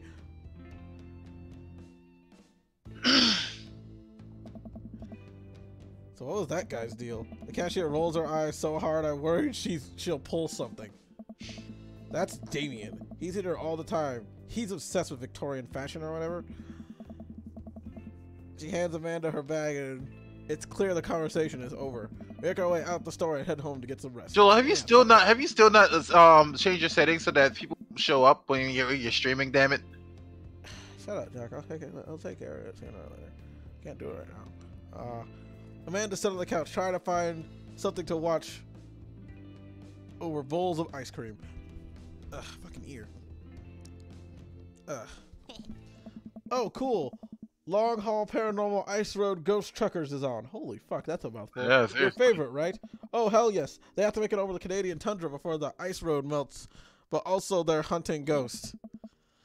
Also, the truckers are haunted. Oh shit, man! Like fucking. This is an episode I've already seen, but it's one of the best. Colum and Flint Dogbone, the twin brother truck driving and ghost hunting duo, find themselves in the greatest peril yet. Is this like some kind of trucking show crossed over with with fucking what's that fucking that paranormal show? Basically, yeah, basically. Fucking. Oh no, the ghost done got control of the truck. I can't steer the damn ice roads. Let me use this EVP bit to try to communicate with the spirits. Flynn, we're about to die. Oh, I almost got it. If you're listening carefully, it sounds like saying you're going to die. That's because we're about to die, you. This is art. The episode ends and Amanda excuses herself to go start arguments on the internet. I stay up a little longer, curious about the exploits of Callum and Flint Dogbone after their disastrous road incident. Afterwards, I crawl to the bed and get a good night's sleep. Yeah, it's nice to sleep in my own bed. Eat plenty of carbs the night before a big game. What is it? Wow, these are literal dad tips. Sleep, sleep, sleep. Morning, sleepyhead. 5 more minutes. You have never let me have 5 more minutes, so get up. Fine. We have cereal for breakfast and spend the morning putting together furniture. Amanda is much better at interpreting the tiny manuals. We're able to put together a few shelves and 1 desk, but I'm pretty sure it was supposed to be a bookcase. So you're excited for the cookout today? Excited to beef up my grilling skills. If there's food, I'm excited. I like the one. That's so you. I mean, that's so a me. bad attitude. That's so you. What do you mean it's so me? Well, fucking sometimes when I tried to drag you out to go somewhere, you're like, You don't want to meet some of the people in our neighborhood? Fucking, I'm off the camera again. Every single time I try to get you to go somewhere, you're like, I'll probably end up standing Lazy ass. uncomfortably in the corner with a plate of food, hope that nobody talks to me. Dad, you're a beautiful work in progress. We'll get that butterfly to emerge from the cocoon. The social butterfly. Well, we better start getting ready. We'll definitely don't want to be late. if he's this What? socially No, awkward, we have to be fashionably late. Who shows up to a cookout on time? if he's this socially awkward, how the hell did he get married? You know what? We're going early just because you said that. I don't know, Jock. Sometimes, Jock, college is a thing. He might have been more outgoing in college, and then when he got older, he fucking became sheltered because he was married.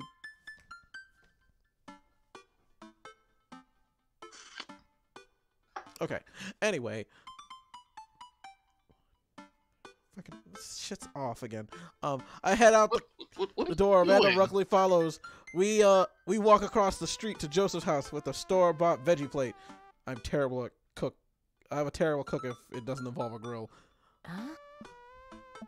I guess we're not as early as we thought we were. Joseph's backyard is already packed with people and the smell of hot dogs wafts through the air. Small children run through a sprinkler and adults chat in small clusters. I set our veggie plate down at a table next to 2 other veggie plates. Huh. Hey, there's Joseph. We wave down the center. The moment he sees us, he jogs over, arms open wide. Welcome! I'm so glad you 2 are here. Oh, And great. you brought This veggies! accent again. Let me introduce you to my family. Kids, come on over here. This is Chris, my eldest. Hi. This is Christian and Christy. They're twins. Whoa. They stare creepily and say nothing. And then, of course, there's our youngest, Krish. Wait, where's Krish? Maybe Mary put him in his crib.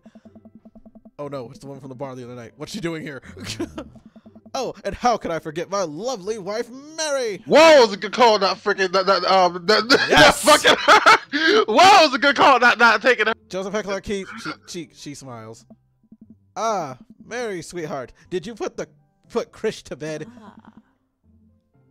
I'll have to go look for him. What? You'll have to. Joseph takes a moment, regains his composure. Mary, this is our new neighbor, Jack and his daughter Amanda. I'd shake your hand, but I have a glass of wine that I need to attend to. I love her. Nice to meet you, Mary, for the first time. Charmed. Well, I have to go over there now. Mary leaves. Oh God, this is awkward. I wonder if Joseph knows. I wonder if Mary knows that Joseph knows. I wonder if Joseph knows that Mary knows that I know. It takes all my energy not to run away from the barbecue and start fresh in a new city. that does a sound wonderful sense of humor. But please, you two enjoy the barbecue. All the guys are really excited to meet you. Amanda and I mill around and try some of the food spread on the table. I picked up some of the deviled eggs. Deviled eggs? Why do people take deviled eggs to freaking... Why is it this is a common thing in barbecues for people? Deviled eggs. I don't get it.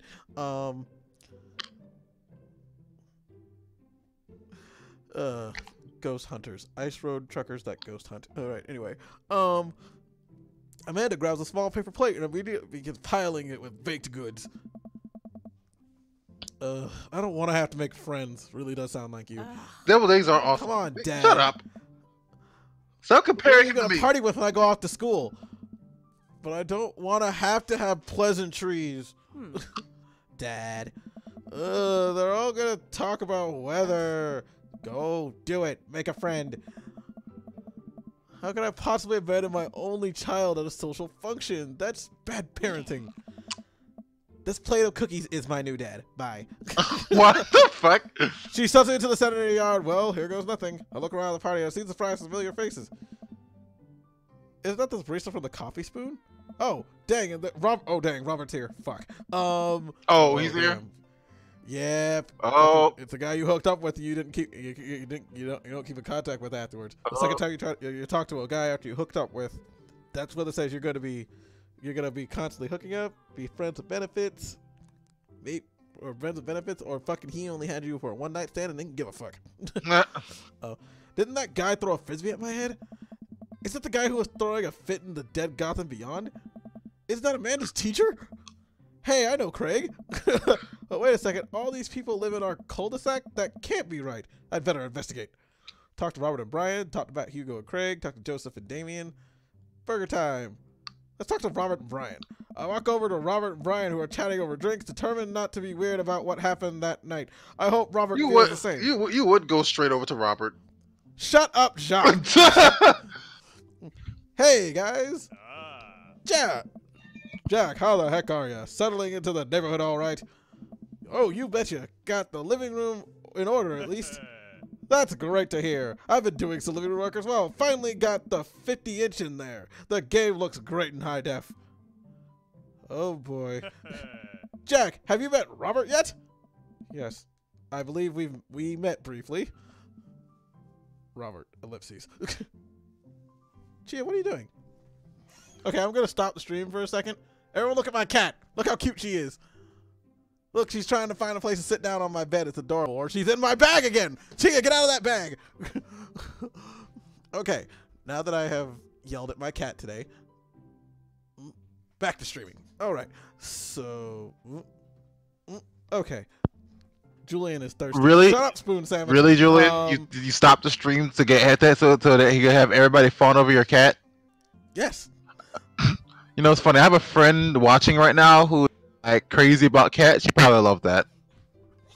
That's great. Anyway, I love the cat. See, Spoon Sandwich likes the cat. Why can't you like the cat more, Jock? Fucking got this fucking goddamn camera. He wants a cat stream. Well, she is hosting the next LazyGamingGuys stream. She is not doing that. Hey, Robert takes a long sip of whiskey. Robert robotically extends his hand. I shake it as he stares unblinkingly into my eyes. Oh God, what does it mean? How's it going? It's good. It's good. Robert focuses on whiskey. Takes a long sip. Great. Oh. Looks like my friends become. Look at my friends becoming friends. Us dads gotta stick together, you know. I will be right back. Robert has a kid. Wait, what? Robert has a kid. Robert has a kid? Have Steven bring back Chia. Steven's not here. He's at work. Later. I'll be right back. Oh, I didn't know you had kids. Robert continues to stare at me. Jesus, does this guy ever blink? Yep. Cool. That's cool. We stand incredibly uncomfortable silence until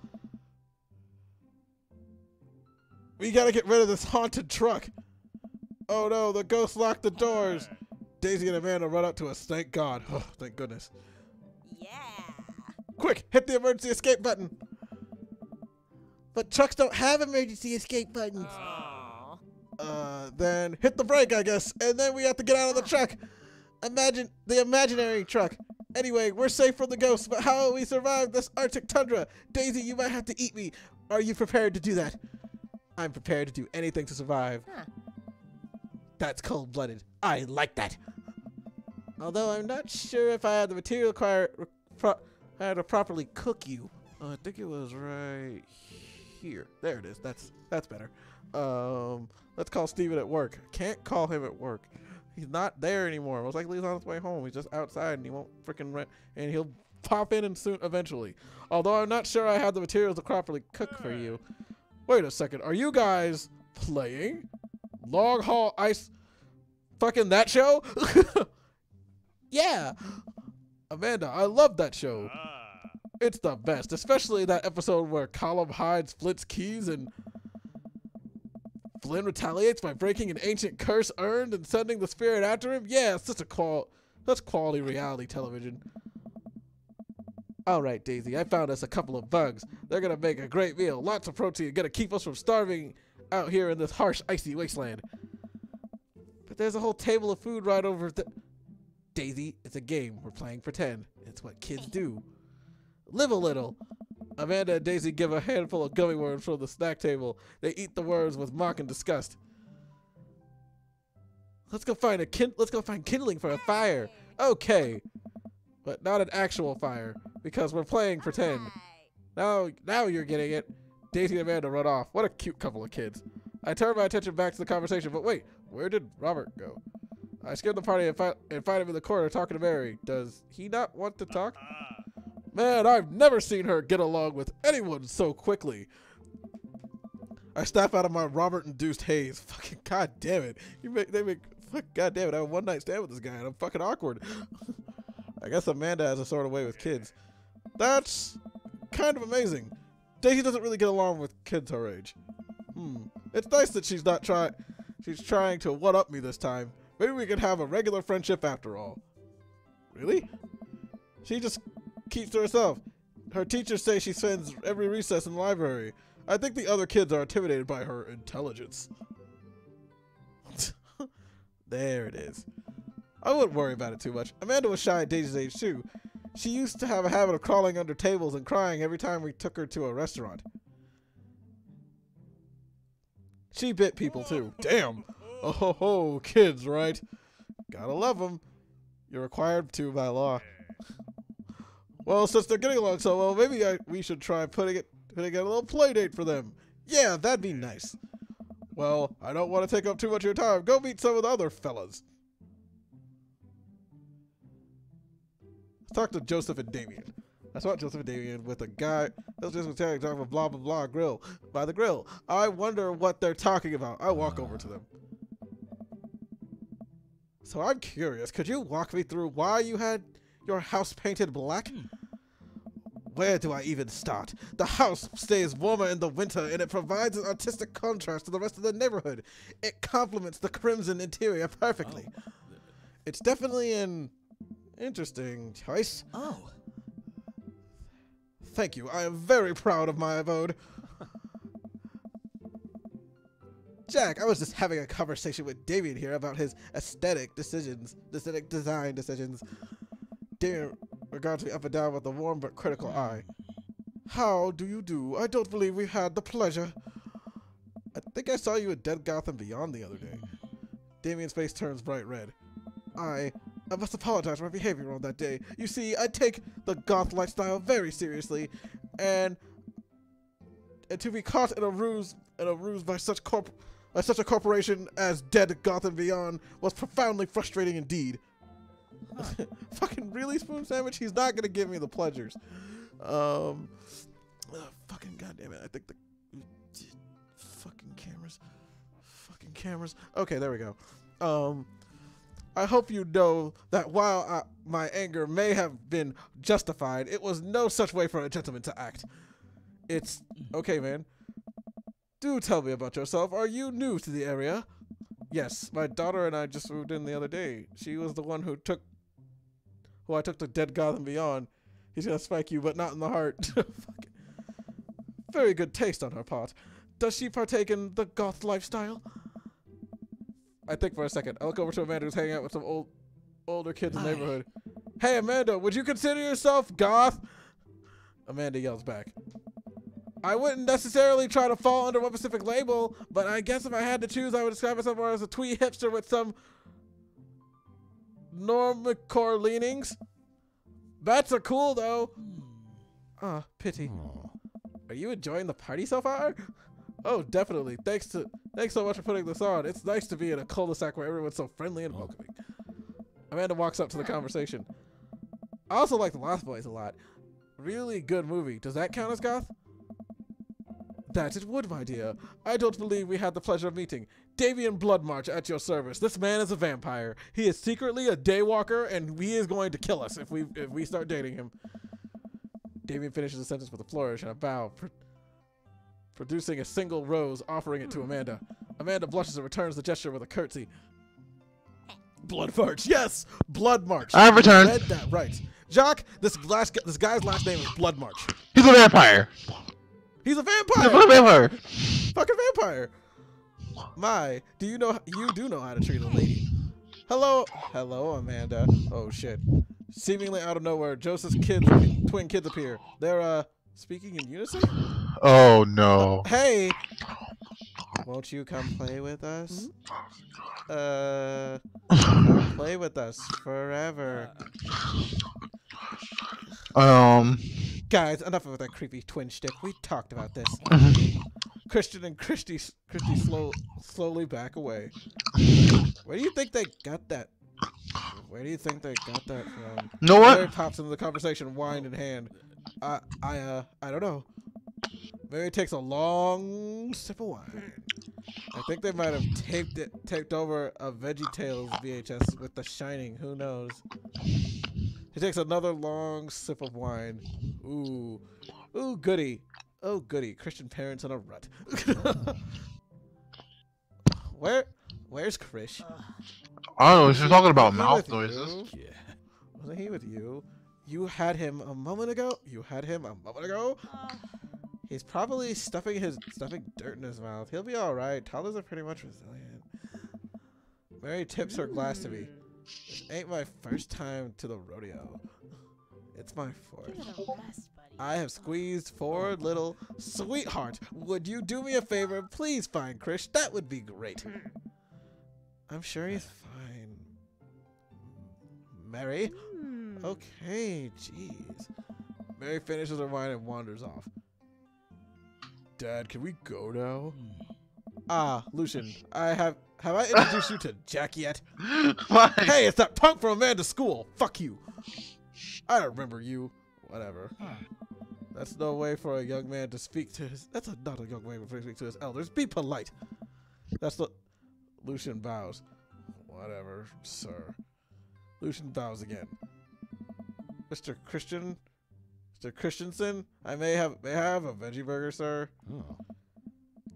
Coming right up, bud. Are you a vegetarian? Yep. Make that 2 veggie burgers. Did you know that some people in the Victorian era were vegetarians? They describe carnivorous type people as blood lappers. Dad, that's really interesting, Damien. Joseph turns to the grill. Just a hint of tattoo peeks from underneath his sleeve. I can't believe I didn't notice it. It looks like the bottom of an anchor. Whoa, is that a tattoo? Yep, I wasn't always a youth pastor, you know. That's so cool. Want to see mine? What? Damien's fucking surprised. Like, what?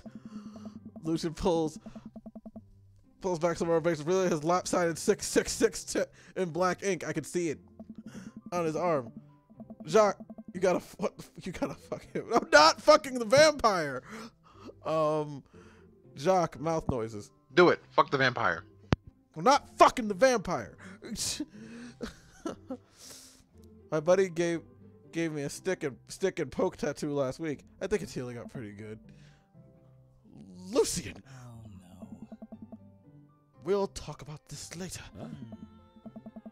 That's pretty cool. What's the significance of the tattoo? I don't know. I just thought it looked sick. Well, in my opinion, the only reason you need to get a tattoo is because you want one. Careful though, that number carries weight. Man, Joseph is way cooler. It's a way cooler you pastor than I thought. I just figured you pastors pop out of the womb with the Bible. What the fuck? The fuck? I wonder what he did before preaching. Talk to Matt, Hugo, and Craig. Yo, Okay, Julian, okay. Julian, Excuse me. Julian. Excuse me, My Jacques. I'm friend- gonna get on a soapbox. Jacques, I'm about to get on a soapbox. For a Real minute. quick, Give me a though, real second. quick, my friend also wants you to fuck the vampire. What the fuck is up with all of you wanting me to bang this vampire? What the shit? How is she watching this without me knowing the views? I don't know. I don't think the view count is representative of who's actually watching, because I know for a fact there are 3 people aside from me watching this now, at the very least. I don't know. Maybe maybe my view counter on this thing says 2. But I don't know. Fucking, it's off. Maybe it's off. But anyway, fucking Jacques, can I get on a soapbox for a minute? About Is it me or have you noticed that that all the ethnic men are grouped together? continue playing, Julian. No. Continue playing, Julian. Matt and Hugo seem to be It's best not to point these things out, Craig looks okay? on, smiling politely. I walk over to say hello. Well, I don't think it's fair to try and compare two movements like that. Periods in art only exist because they're unique byproducts Julian. of social, political Julian. climate, and the change of time and place to make something like, say, the Rococo period compared to postmodernism in America. You are Julian, completely disregarding the context in which a work of art is created. Julian, I need you to admit it. Julian, I need you to admit that's the Okay, fine. Robert with the fat guy. He looks Italianish or something. What? I need you to admit that the guy in the middle is the guy from Dragon Prince. Fine, it's the guy from Dragon Prince. You happy? Yes. Jesus Christ. You need you shut to up. fucking admit that. It looks just like him. Okay, are you happy now? Jesus. Yes, I'm very happy. God. Anyway, Craig. Matt Hugo, so you're too busy talking to not notice me. Craig leans in. Dude, I have no idea what's happening. Talk to Craig. I turn my attention to Craig, who seems a little more attentive to my existence. How does this training go the other day? Great. Little River here is a great cheerleader. Aren't you, tiny bro? Craig grabs Little arm and waves them around. You can do it, Dad. I'm so proud of you. I'm sorry for pooping on you. She must be a handful at that age.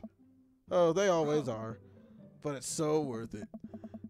Craig grabs River by the arms again and waves them around.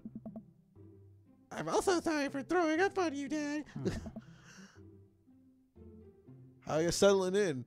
Almost done. New place is perfect. I never get too comfortable. Almost done. There's still a few odds and ends to take care of before I can really call myself settled. But I think we can upgrade the situation to livable.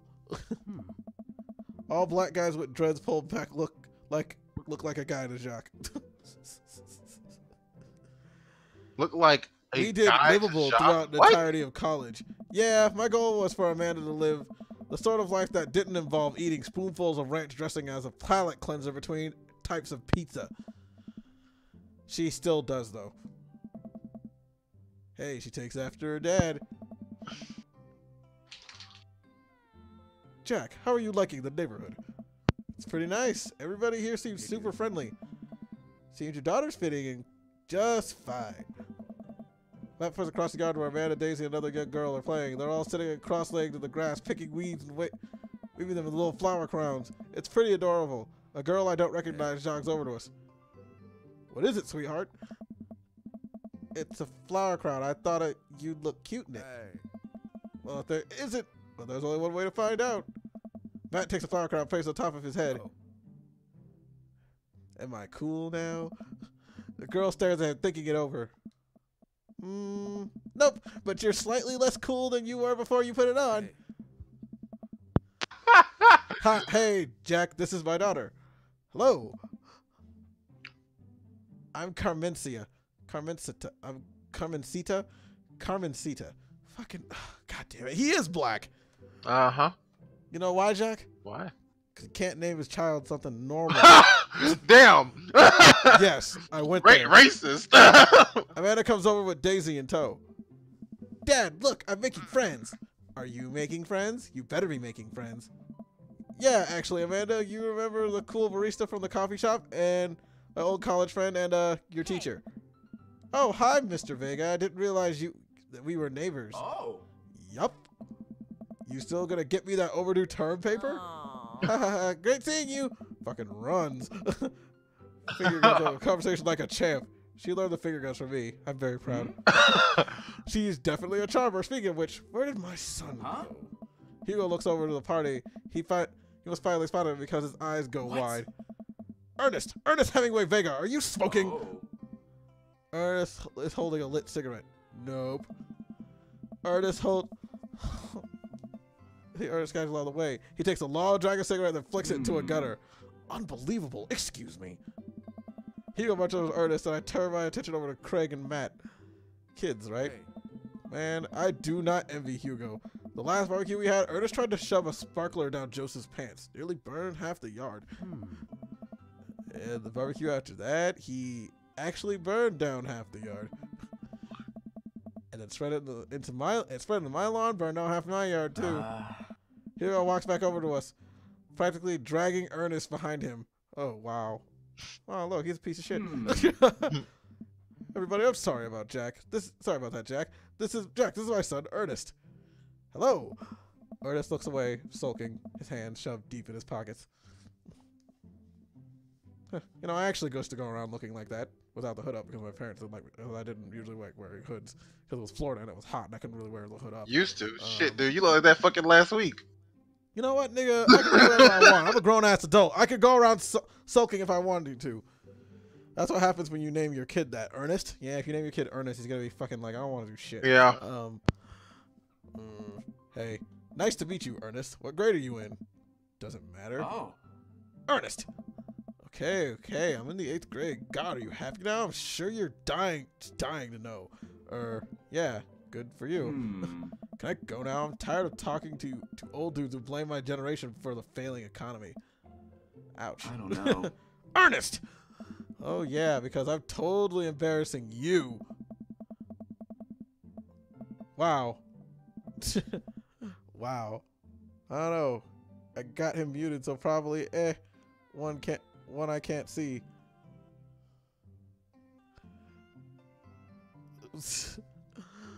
Ernest puts earbuds on and stands in the corner. Well, that was certainly something. Okay, he does act like me with the hood and the fucking earbuds. But other than that, I am not an ass. I am not like that. He seems nice.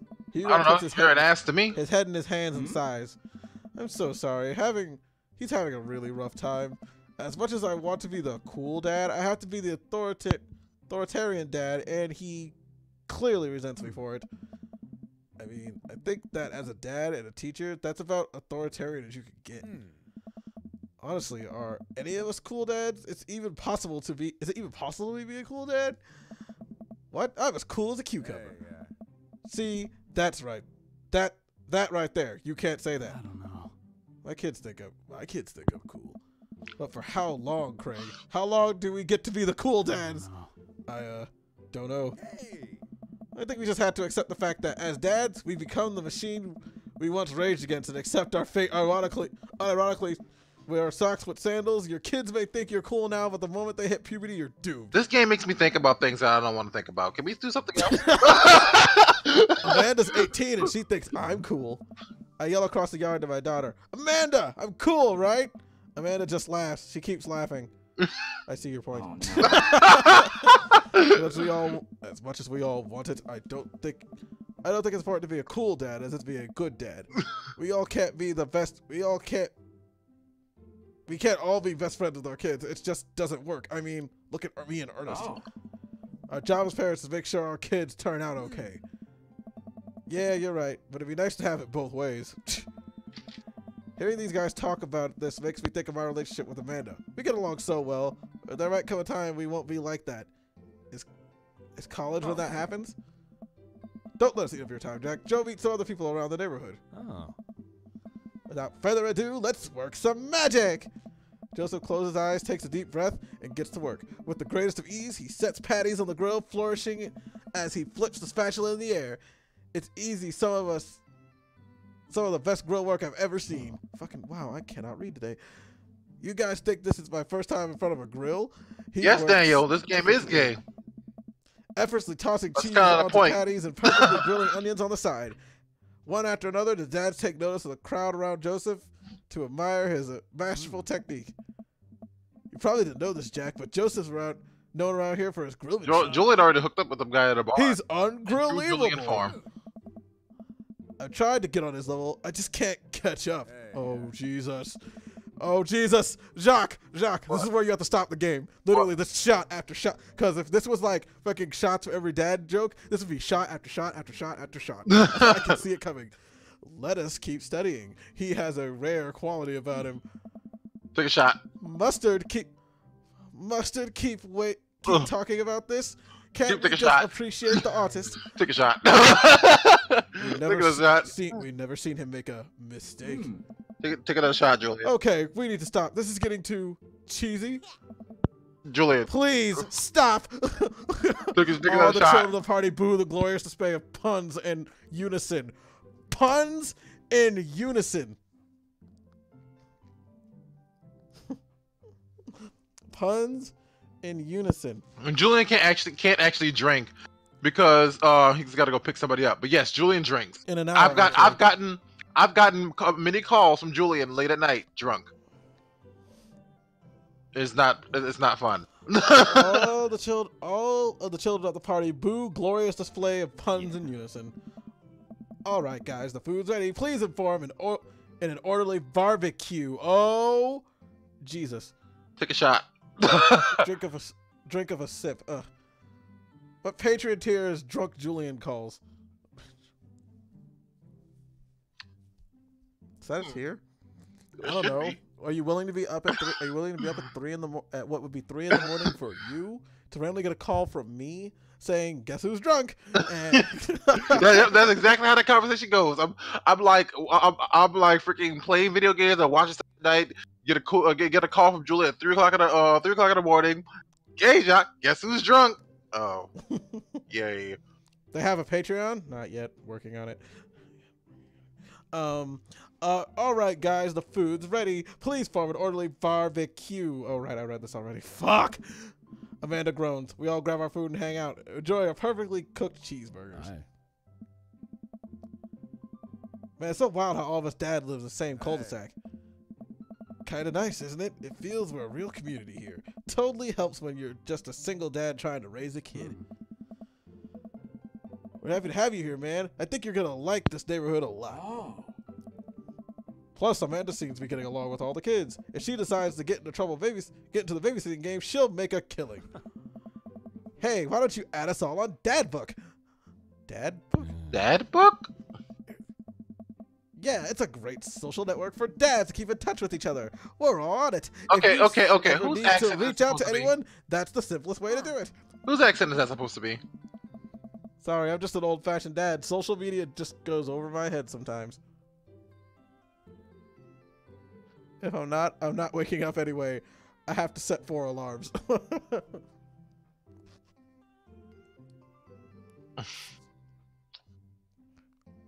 Well, then you just wait. That will just be a waste of your Patreon money. Don't worry, Pops. I'll help you figure it out. The rest of the barbecue goes. I mean, smoothly. if you're We all not trade all- stories and drink beer as our kids playing along. Amanda breaks up a fight between Carmencita and those weird twins. I think they wanted her soul. Dad book, more like fuck book. Well, yeah, I got another trophy. Welcome to the neighborhood. That's 2 silver trophies in a row today. So Julian, so basically you're about to download Grindr, right? Dad book, more like fuck book. You're basically you're downloading Grindr, right? No. That's Grindr. That's basically there's Grindr, already right? enough dad. You know, one It's or Grindr. It's 2, Grindr there's for enough dads dads. on there anyway. Huh? It's Grindr for dads. Except without the constant need for sex, but still. Amanda and I walk back to our place at Sunsets over the neighborhood. Pretty fun party, don't you think? I mean, I got a burger in me. I feel like it was a networking event. I wish I could have been playing. I wish I could have been playing Paranormal. Fuck, I'm not reading that shit anymore. Fuck that name. Paranormal Ice Road Truckers. I feel like it was a networking event. I'm gonna get LinkedIn notifications out of this. I just know it. You don't think it's nice that people want to connect with you? Not when their attention jams up my inbox, metaphorically speaking. Well, hey, at least you met some other cool dads. You should hit them up on Dad Book. Maybe I will, if I ever figure out how social media works. Wow, he is like you, Jacques. I have a good feeling about this place. Me too, Dad.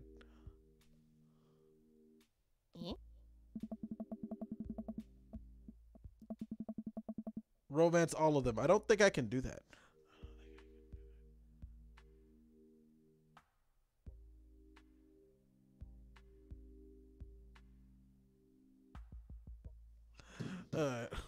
Romance them like it's Mass Effect. Yes, I don't know if I can, you guys.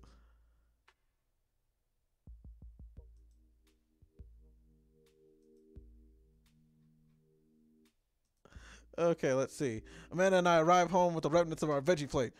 It seems like nobody was really into the cauliflower. Any big plans for this evening?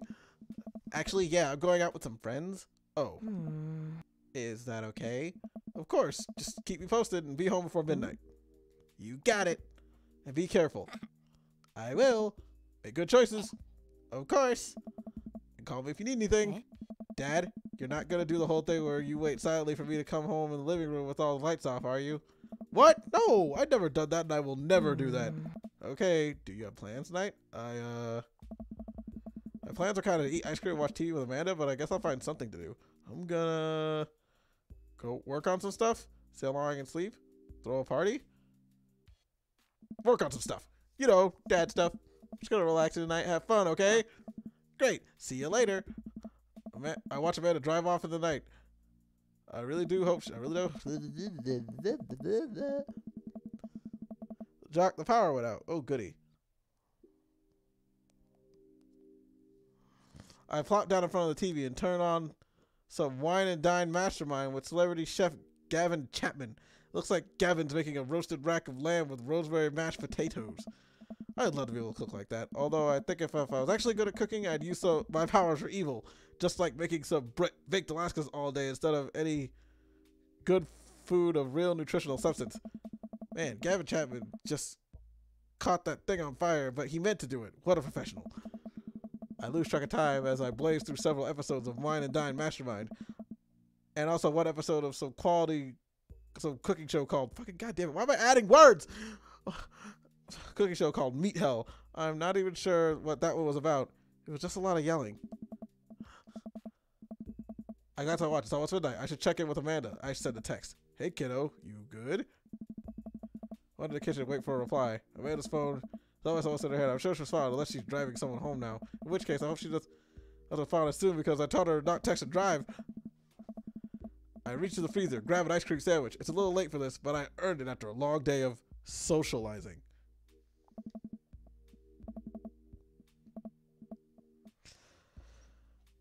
Okay. I watch my watch again. By then, my phone, nothing yet. Okay, now I'm worried. Do I call her? Do I call the cops? No, it's too soon for that. I'll just send her a gentle reminder text. What's up? Half an hour passes. Now I'm really worried. The episodes of Gavin Chapman Meat Hell are not the only fucking aggravating my anxiety, but possibly exacerbating it with all the yelling. So I keep pacing around the house, waiting for her to come back. Why did I find out where she was going? Who is she with? Why don't I even know where her friends' phone numbers? Why don't I even know any of her friends' full names? Fucking, why do they put big words in this stupid thing? Who's Emma P? I decided to send her another text. Amanda, please text me and let me know you're okay. I can't help but think of awful things that could have happened to her. Oh, thank God, it's her. Amanda opens the door and shuffles in. Finally, she's back home. I'm glad she's okay. Sup? Sweetie, thank God you're safe. Yep. Uh-oh. Well, now that I know she's okay, I'm really mad. Why didn't you answer my text? Amanda pulls out her phone in her pocket. Oh, whoops. Guess I didn't see those. She'll have to walk to her room. Amanda Ann. Whoa, we're pulling out the middle name now? Amanda, you came home an hour and a half after your curfew. You didn't respond to any of my texts. You really freaked me out. I was worried about I was about to call the cops. Dad, you're seriously overreacting. You're not gonna be like this when I go off to school, are you? I don't like your attitude. I have a right to be concerned. I was scared. I have a right to be concerned. You're my only daughter. Well, I can't give you a play-by-play of everything I do all the time. I'm 18. You shouldn't even be giving me a curfew in the first place. I sit down on the couch and put my head in my hands. I feel very tired all of a sudden. You really scared me. Just please don't do it again. All right. I'm gonna go to bed now. Fucking awful daughter. If you plug the Siberian, you know what? This chat's weird. Amanda closes the door to her room, and I head in mine. Jeez. As I'm falling asleep, one thing she said kept echoing in my mind. You're not gonna be like this when I go out to school, are you? I definitely didn't sleep well last night. I brewed some strong coffee and make some scrambled eggs for Amanda as a peace offering. She eventually wanders into the kitchen. Hey, I thought about what you said last night. I should have texted you. I said I was going to do it, and I didn't. I honestly just didn't think about it. I'm really sorry, Pops. I won't do it again. Well, I'm sorry for freaking out on you. I trust you make good choices. I also thought about it. I'll try to give you space from here on out. I gotta trust that you'll take care of yourself. Team Sinkaru? Sinkaru-chan! Team Sinkaru. Amanda gives me a hug. Want some eggs? You know it. Sprinkled some cheese on them. Already did. Bless you. Amanda scarfs down the eggs in no time. And the time it takes me to wash the pan. Alright, I'm off to school. Smell you later. Wait, one more thing before you go. What? What's Dadbook? It's a social media platform? Wait. What? What's a social media platform? Dad, I have to go to school. Come on, Amanda. I'm an old man. I can't put together a Dadbook profile on my own. All right, I'll help you. You sound interesting on the internet. Amanda spent the next couple minutes setting up my profile on Dadbook, which, as it turns out, is a place where dads can get together and talk about fatherhood. All right, Pops, we gotta fill out your profile. Let's get some likes and dislikes.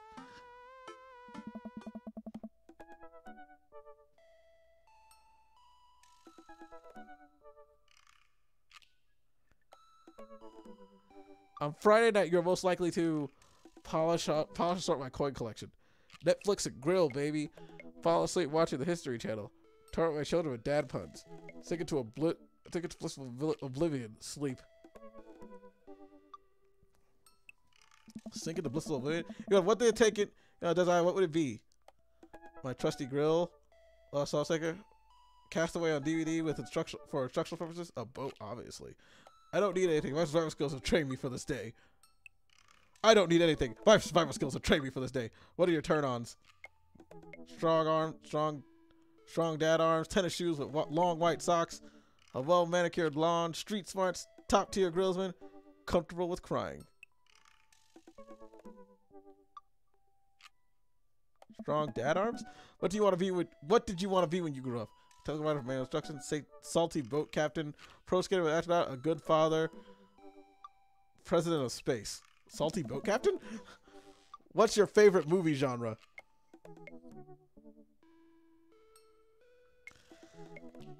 Documentary, Sean Connery, Ty Phillips, anything on Laserdisc, romantic comedies, whatever makes me cry.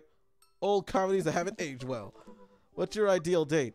Napping together, doing a 100-piece puzzle, eating a healthy dinner at 4 p.m., trying to geocache, but getting hopelessly lost. What the fuck is these words? Oh, Lazy Gaming Guys Googling again because they want to put more words in here that I don't understand.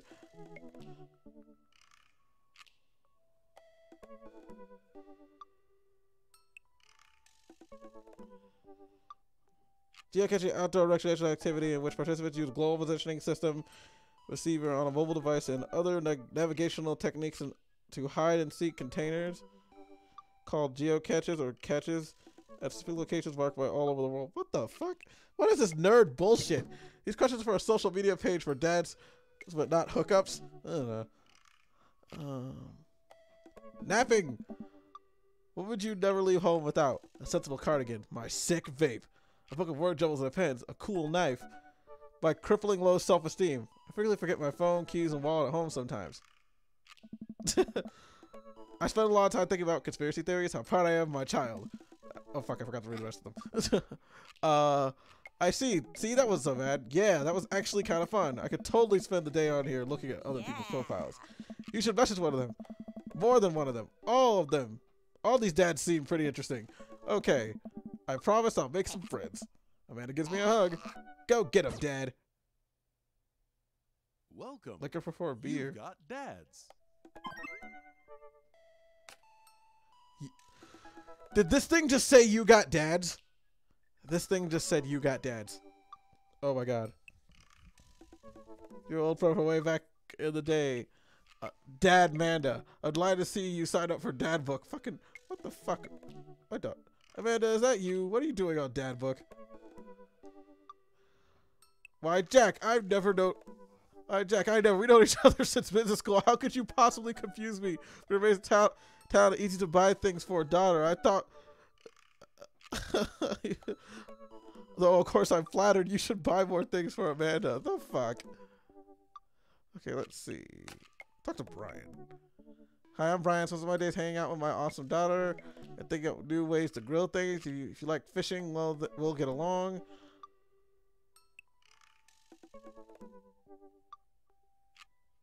Okay, let's see here. Am I going to get to choose which dad I want?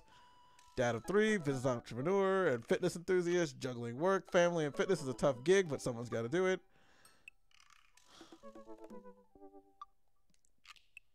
Matt. Avid music enthusiast, passionate coffee drinker. You can find me most days selling bean juice over at the Coffee Spoon or hanging at the park with my amazing daughter. Hit me up about 80s no-wave music. Robert. When the internet gains sentience and decides to destroy us all, you'll know it use this information. You'll know it'll use this information against us, right? On Friday, I also make a deal anyway. Have it go badly. Who's the cop? Was it Giacomo? I trusted Giacomo.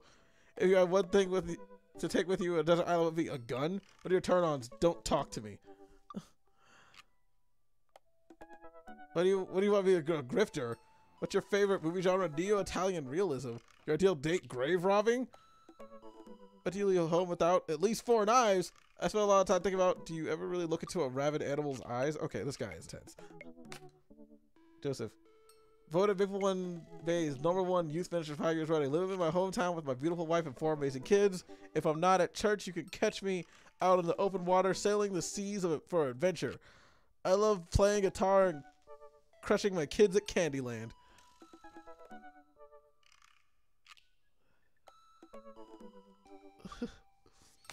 Good night, Spoon Sandwich.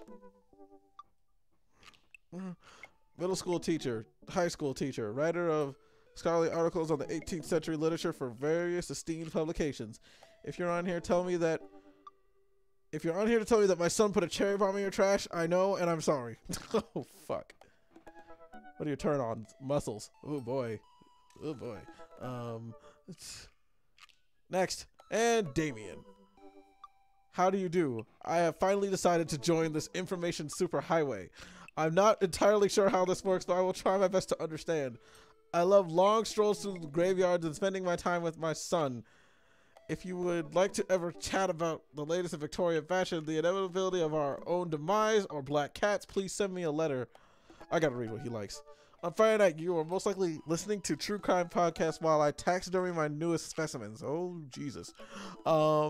If you had one thing to take to the desert island, what would it be? A coffin? What are your turn-ons? Pronouncing bosom correctly? What did you want to be when you grew up? A bat? He's a vampire! Fucking. What's your favorite movie genre? Foreign art house drama. horror. Fucking, what's your ideal date? It's night. We are at an industrial dark wave club in Berlin. Music drums to the beat of our hearts. What do you never leave home without? An upside down cross? I spent a lot of time thinking about mortality salience? Salience? Okay, I'm not talking to you.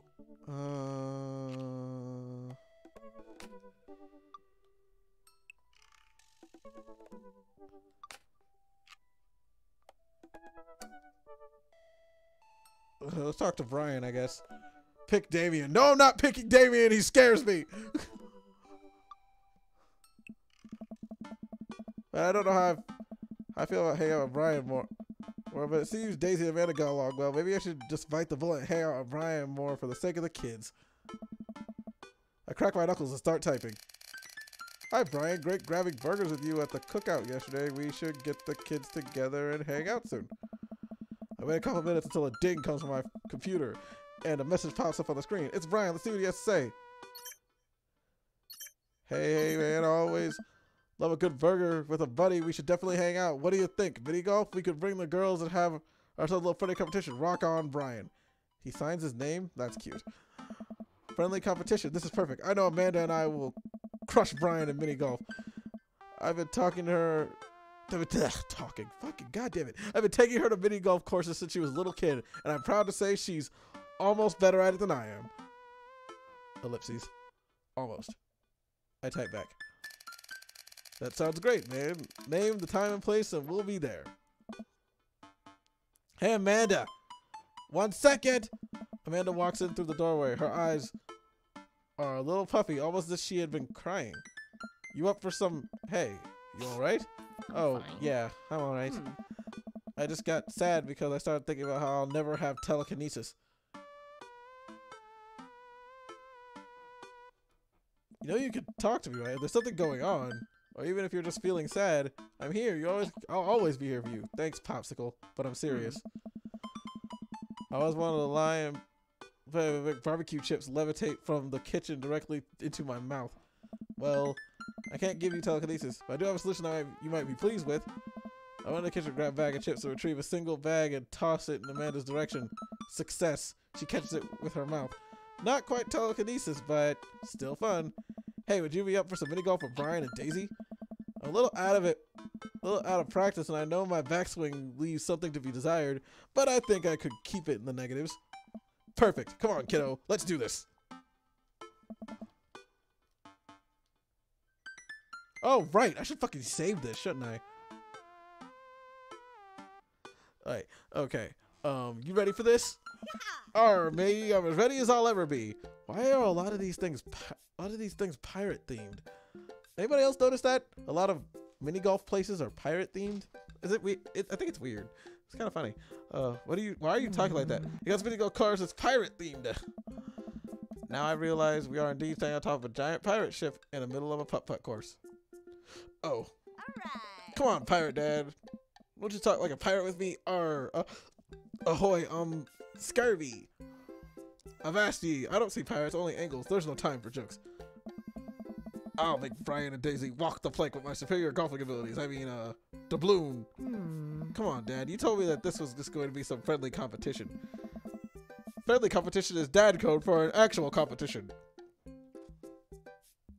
I need to prepare my mind, body, and soul to defeat Brian on the field of glorious battle. It's just mini golf. Just mini golf? It's so much more than that. I kneel down and place a hand on Amanda's shoulder. I just want you to know there's no pressure. It's no big deal. Don't worry about it. It's too much, but we have to beat Brian at mini golf. Whatever happened to just having fun? Oh, we'll have fun when we beat them. Amanda gives me a side eye. Before I can side eye her back, I spot Brian and Daisy. Ahoy there, mateys! Ahoy! Brian walks up with Daisy in tow. Looks like they're already rented us some golf clubs for our mini golf excursion. Excursion? Whew.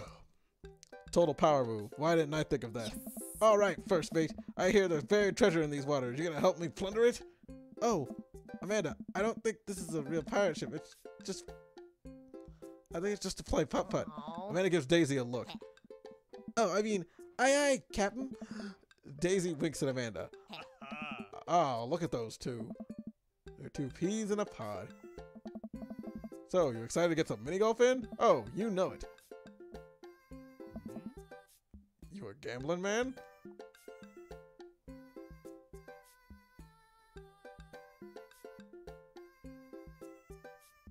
Okay, I know when to hold them. It depends on what's the table. Do I get you if I win? Holy shit! Fucking goddamn it! I know when to hold them. Know when to fold them. You know when to. I know when to shoot. Pretty much all I know how to do. How about the loser buys drinks tonight? Oh shit. All right, but how about we make it a bit more interesting? I'm listening. The loser has to mow the winner's lawn this weekend. Well, my yard's pretty big. Are you prepared to take that on? I think you should live work sir how you're gonna maneuver around my hedges. It's highly technical work not for the faint of heart. Oh my god, my eye. It itches. It's so bad. Oh, that's better. I don't think I need to worry about that. I'm very good at mini golf, you know. Oh yeah? Hole in one every time. What I just said is not a true thing, but it already came out of my mouth, so I'm gonna have to stand by it. I'm looking forward to see that happen. Brian and I eye each other up and down. May the best dad win. Brian and I shake hands and lock eyes. It's about to go down in Dad Town. Oh, I actually have to play golf. Holy shit. Into the brine.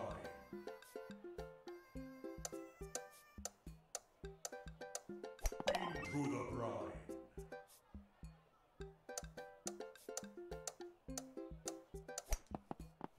Into the brine. Haha. Fucking awesome. I wish mini golf was like. I wish the real mini golf was like this. Fucking I get it every time. Shit.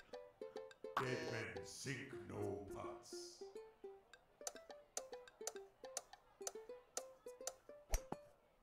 Shit. You've lost your ball.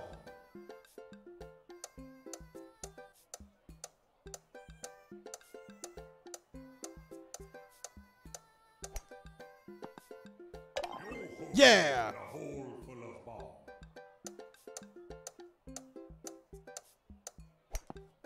What the fuck? I had that one. Fuck you, video games.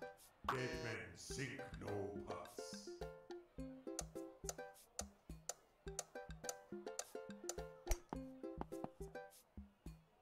Yo ho ho, and a hole full of ball. Oh, no, fuck. Damn Dead it. men sink no putts.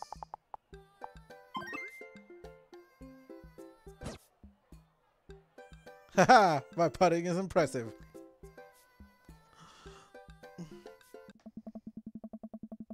Amanda pulls me aside while Brian and Daisy start walking to the next hole. Hey, you having a good time? Having a great time. I have a fantastic time destroying Brian underfoot. No, everybody's just not talking. I just asked because your eye is twitching. No, it's not. I feel my left eye twitch. Amanda raises her eyebrow. We're out here to have fun, remember? It's just a game. You're right. It's just a game. A game with extremely high stakes. A game we are currently winning. Dad, please, Amanda. Please nail this next hole for me. We need to keep this streak going. It's really important. If it's really important to you, sure. Let's see here. Amanda walks over and tees up for a particularly hard windmill hole. Gripping her club, she winds up and launches the ball to the parking lot. She looks me dead in the eye and does an exaggerated shrug. Oops. I disagree with her actions, but I appreciate her youthful defiance. She walks over and pats me on the back. That was for your own good. Love you, kiddo. Armatey.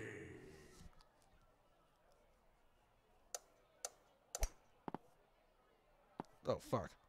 Fuck. Ah. You've lost your ball. I have no idea what to do with this one. This is complicated. What fucking Dead men putt-putt sink course looks no like this? putts. Into the brine. Into the brine. Yo ho ho and a Okay, that's bullshit. I don't know how I got that. That's amazing. into the brine.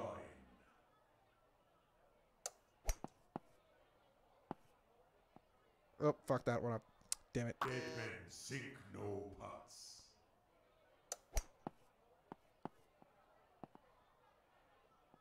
Into the brine. Oops. Impressive putting. I am awesome. I'm still awesome. Awesome. I try to maintain air professionalism because the children are present, but confetti cannons are going off in my brain, and someone is placing a wreath around inner me and the words "Best Dad" emblazoned on it. Man, that was some good shooting there, Jack. I have vested you on the battlefield. Mini golf is no joke. Mini golf is beneath me.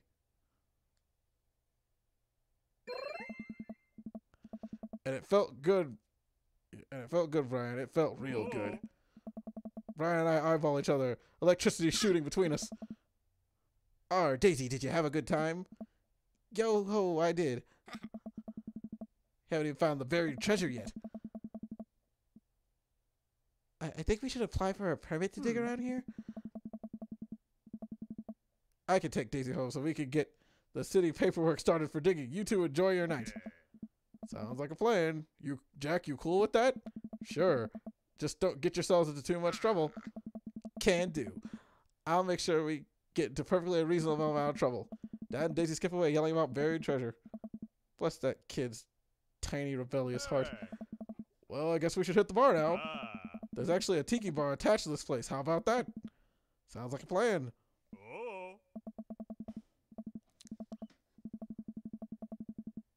Brian and I walk into the Freaky Tiki, a kitschy island-themed bar. Palm trees adorn the walls and several fake parrots are strewn about. Ukulele music plays softly in the background, and Brian and I approach the bamboo bar. Guessing I'm spending more time with Brian, which is a little more bearable since I won. Okay, I just gotta get my victory drink and get out of here. I think I already proved my superior dadness for the day. 2 pineapples of hospitality, please. Doctor whips up 2 rum drinks inside of a hollowed out pineapples. He sets them on fire, and we have to blow them out before we can drink them. I usually just like to, drink my drinks. If you don't want yours, I'll take it. And Miss Allen takes a victory? I don't think so. I take a sip of my pineapple hospitality. Victory tastes fruity. Let's talk about lawn maintenance. I'm very particular. No electronic lawnmowers. Everything hand cut with scissors. I also only water the lawn with bottled sparkling water. I just ran out, so you're going to have to import some. Italian is preferred, but I'll settle for Icelandic if that's all you have. I am being a dick.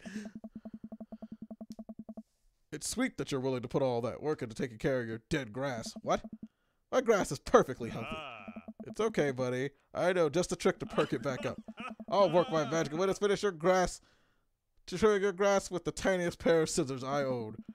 Hey, you try to be helpful. I feel personally attacked. I said one more drink. I know TV in the corner. Hey, Extreme Makeover Deck Edition is on. I love this show. Always made me want to own a deck. Ugh, I hate this show. Why? It's so clearly fake. Well, yeah, it's reality TV. Who cares?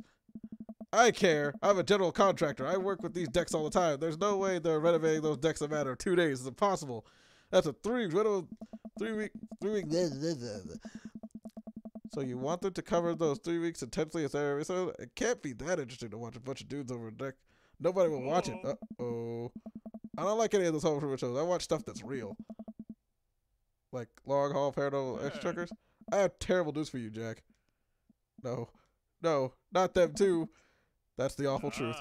Not the ghosts, though. Those are real. Trucks just don't have the energy. Trucks don't just have emergency escape buttons. I've been lied to for so long. We both chuckle and sip our pineapples. So wait, you're a general contractor? Sure am. I actually helped plan the cul-de-sac we live in. Wow, nice work. Yeah, kind of took after the footsteps of my old man.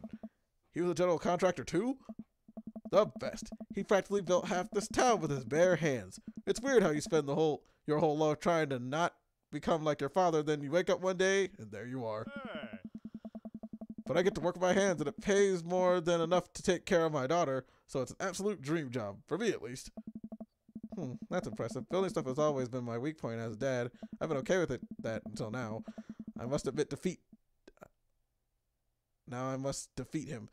Do I have that patio furniture? Now I must defeat him. Do I have that patio furniture that I haven't put together sitting in the garage? Okay. Maybe I should cool it with the dad competition. Gotta keep it light. Tell your classic jokes. Asks about his daughter. Staring down unblinkingly.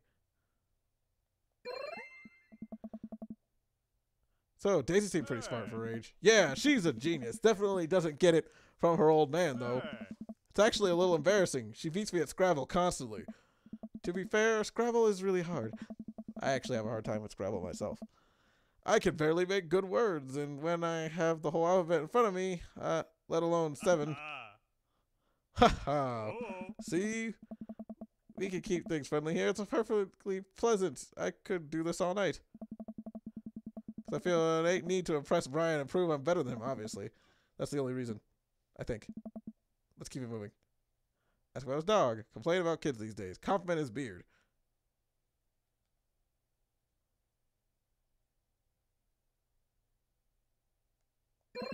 Compliment his beard?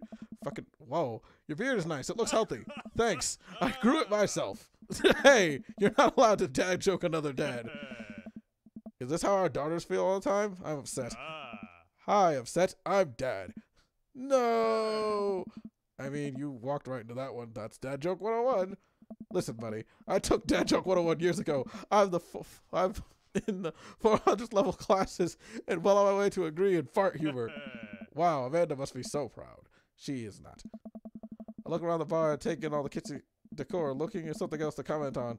I got to the fish hanging above Brian. I gestured to it. Cool fish. It's definitely a fake. What, really? Everything in here is fake. That palm tree is just a ficus with plastic coconuts glued to it. I look over. He's right. But I almost caught something like a fish that one. Mine was bigger, though. Of course it was. Oh, really? Yup. I went on a trip to Hawaii maybe a decade ago. We were out on the sea for 3 days, catching fish, drinking beer, you know, guy stuff. We had a hot plate on the boat. We could sear the fish right after we caught it. Throw a bit of salt and lemon on there. Oh, man, that was the best food I ever had. That actually sounds amazing. That does sound interesting. Well, it was the last day. Everyone had gone to bed already, but I was out there watching the stars. Had my line out, too. Then all of a sudden, it starts running. So I jump on the reel before it rips out of the rod rack, and I start fishing with the damn thing. I'm out there for maybe an hour. I can't call out to my shipmates. It's just man against nature. Finally, I'm starting to tucker the guy out. I get him up to the surface and finally get it in sight. The biggest marlin I've ever seen. Hemingway-esque. I get it onto the boat single-handedly. And you know what happened next? No, what happens next? The damn thing smacks me in the face with its tail, knocks me out, and I wake up next morning on the deck. The fish is gone. Never felt dumber. So it got away. I think there's a version of me that would have spent the rest of my life trying to catch that fish Captain Ahab style. I'm sure Daisy would be supportive. Oh man, fishing is the life. I haven't gone lately though. You go fishing? Actually, I have a confession to make. Wait, what am I doing? Why am I having the sexual urge to be vulnerable with him? I can't tell him that I'm terrible at fishing. I lean in close. I'm amazing at fishing. I'm the best out there. Okay, since you're such a pro, I'm taking you fishing. Do you want to go fishing? Wait, don't answer that. Yes, you do. We're going fishing. Oh, no. I don't know. Come on, it'll be a blast. I know the perfect fishing spot. I'll bring some beers. We can just sit back, relax, and reel in some trout. We'll bring the kids with us. Come on, what do you do? Sorry, I've been cornered. Yeah, it's okay. Brian gives you a super high five. Yes, maybe we'll see if we catch the most fish so I can get you mowing my lawn. Fucking guy, read. You can try to beat me, but they don't call me Jack. Good at catching fish sinkaroo for nothing. I am spinning a web of lies that I fear will one day consume me. Sounds like it'll be a scrap. Brian and I finish our drinks and head outside. Till next time?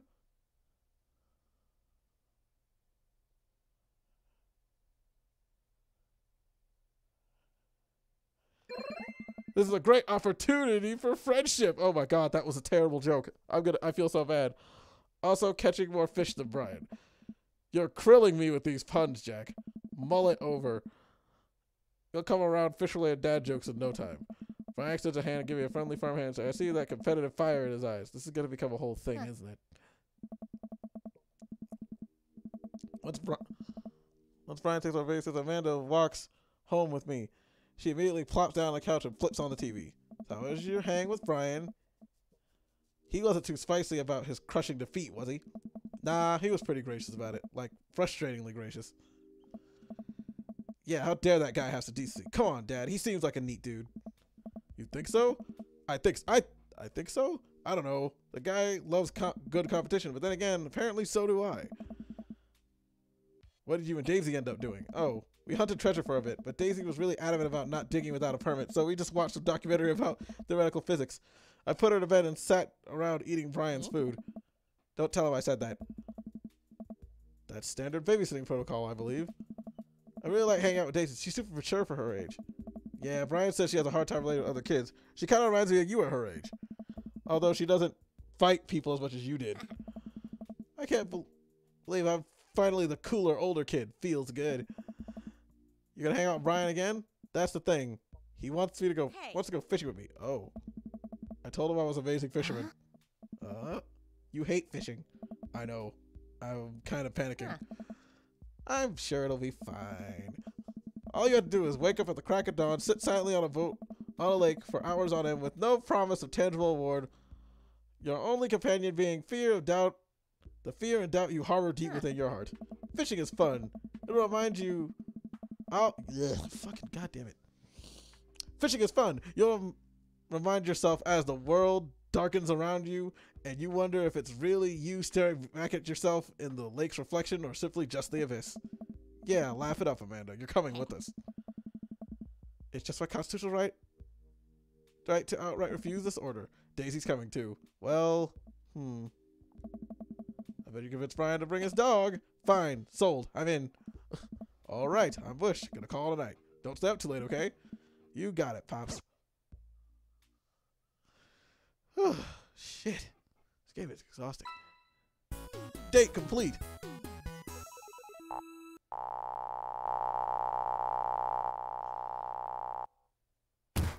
That's a 10 out of 10 if ever I've seen one. Okay, so I did a good job. I did a good job on this date. Hooray. I know how to talk to bears. Got any coupons today? Coupons? An Aswell person slides a couple letters in a large yellow envelope and through the slide. I take a couple of tries to get through it, get it in. Fucking fun. Hey, my coupons! I take a close look at a large yellow envelope. I lightly knock on Amanda's door. She probably has headphones on. Amanda! She yells through the door. What? I have something for you. I'm kind of busy right now. Can you come back later? Okay, I just thought you wanted a big old envelope from HIA. Immediately, Amanda pushes the door open. Horn Institute for the Arts. She's gonna not get it again.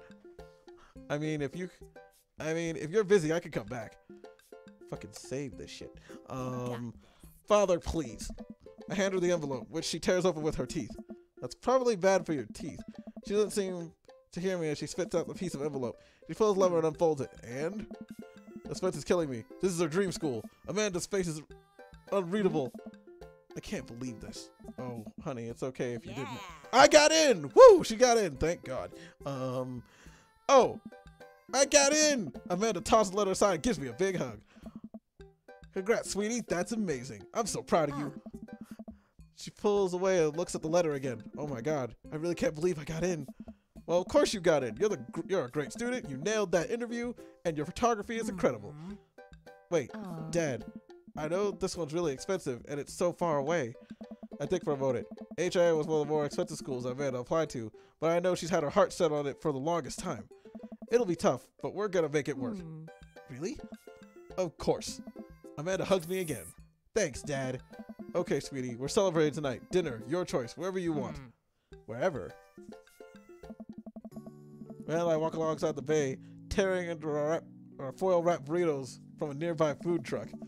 You could have chosen anywhere in Maple Bay. Cost was not a determining factor. Do I have a job? Please, Dad. You know I'm a simple gal. Just give me a Rito with a view. I can't say I'm mad. Amanda and I sit on a patch of grass and watch ships sail lazily through the bay.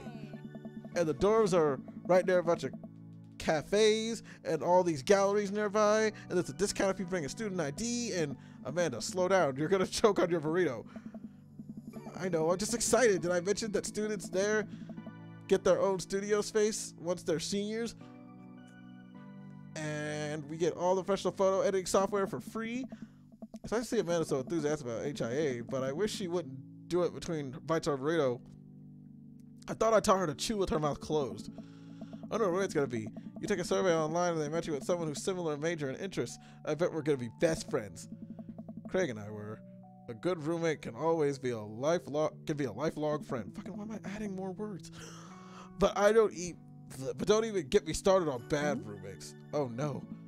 I'm just kidding. We didn't have a bad roommate. Our only other roommate was a puppy that Craig brought home one night. We spent the semester fabricating a story that our new foreign exchange student who really had a bad cough sounded exactly like a dog's bark. Carl ruled. Oh hey, let you have animals in the doors if you get a note saying you need one. But I bet I can forage one. I think I'd get a rabbit, or maybe a snake, or maybe both. Would the snake eat the rabbit though? Oh boy, I think I'll leave you to that. Up to you. She's so excited. I want to support her, but I need to be real for a second. So you know that I talked to Mr. Vega. He didn't tell you about the dumpster fire, did he? What? No. I don't want to put a damper on the good news, but I need you to knock it out of the park with these last few months of school, okay? You want to go to Orange, we need that scholarship money. I know you can do it. Okay. I promise I'll try harder. I pat her on the back. I think you can handle a 14-hour drive from home for the holidays. There's gonna be some treacherous ice roads. And don't even get me started on paranormal occurrences. It'll be worth it if I get to see you. My eyes immediately well up with tears. Oh, Dad, don't cry. Sorry, I'm just very, very proud of you. You're all grown up, and now you're such a good person, and I hope you know how important you are to me. Dad, stop. You're gonna make me cry, too. It's too late, honey. It's happening. Dad, I can't get tears in my burrito. It's gonna make it taste bad. Man and I pull in for a hug, and I kiss her on the forehead. Love you, kiddo. Love you, too, Dad. 2 pops. Fucking whatever. Stupid, Welcome. can't read. You've got dads. I got dads. Fucking. Hello, Amanda's dad. It's me, Craig, your friend Craig, who loves sports. I have nice, smart children who are good at computers. Oh, great to hear from you, buddy. What's up? I'm still strong. I am strong. Ha, I know it. Sam, reading up on whey protein. Is that at all? Figure out help me develop a bit more muscle. Yes, I know what that is. My children are having a tea party. I wanted to invite Amanda, but we can't find her on here. You're also invited. Physical invitation to follow. I love it. Thank you, Amanda's dad. Attend that party. Come back later.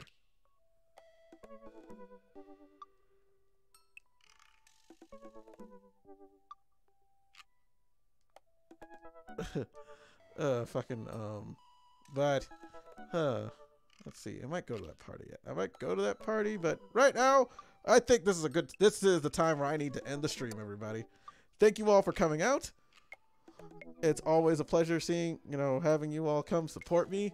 Soon I'm going to set up a Patreon so you all can donate to the channel without me having to be streaming. And that's it. Remember to always watch behind your ears and have a good night.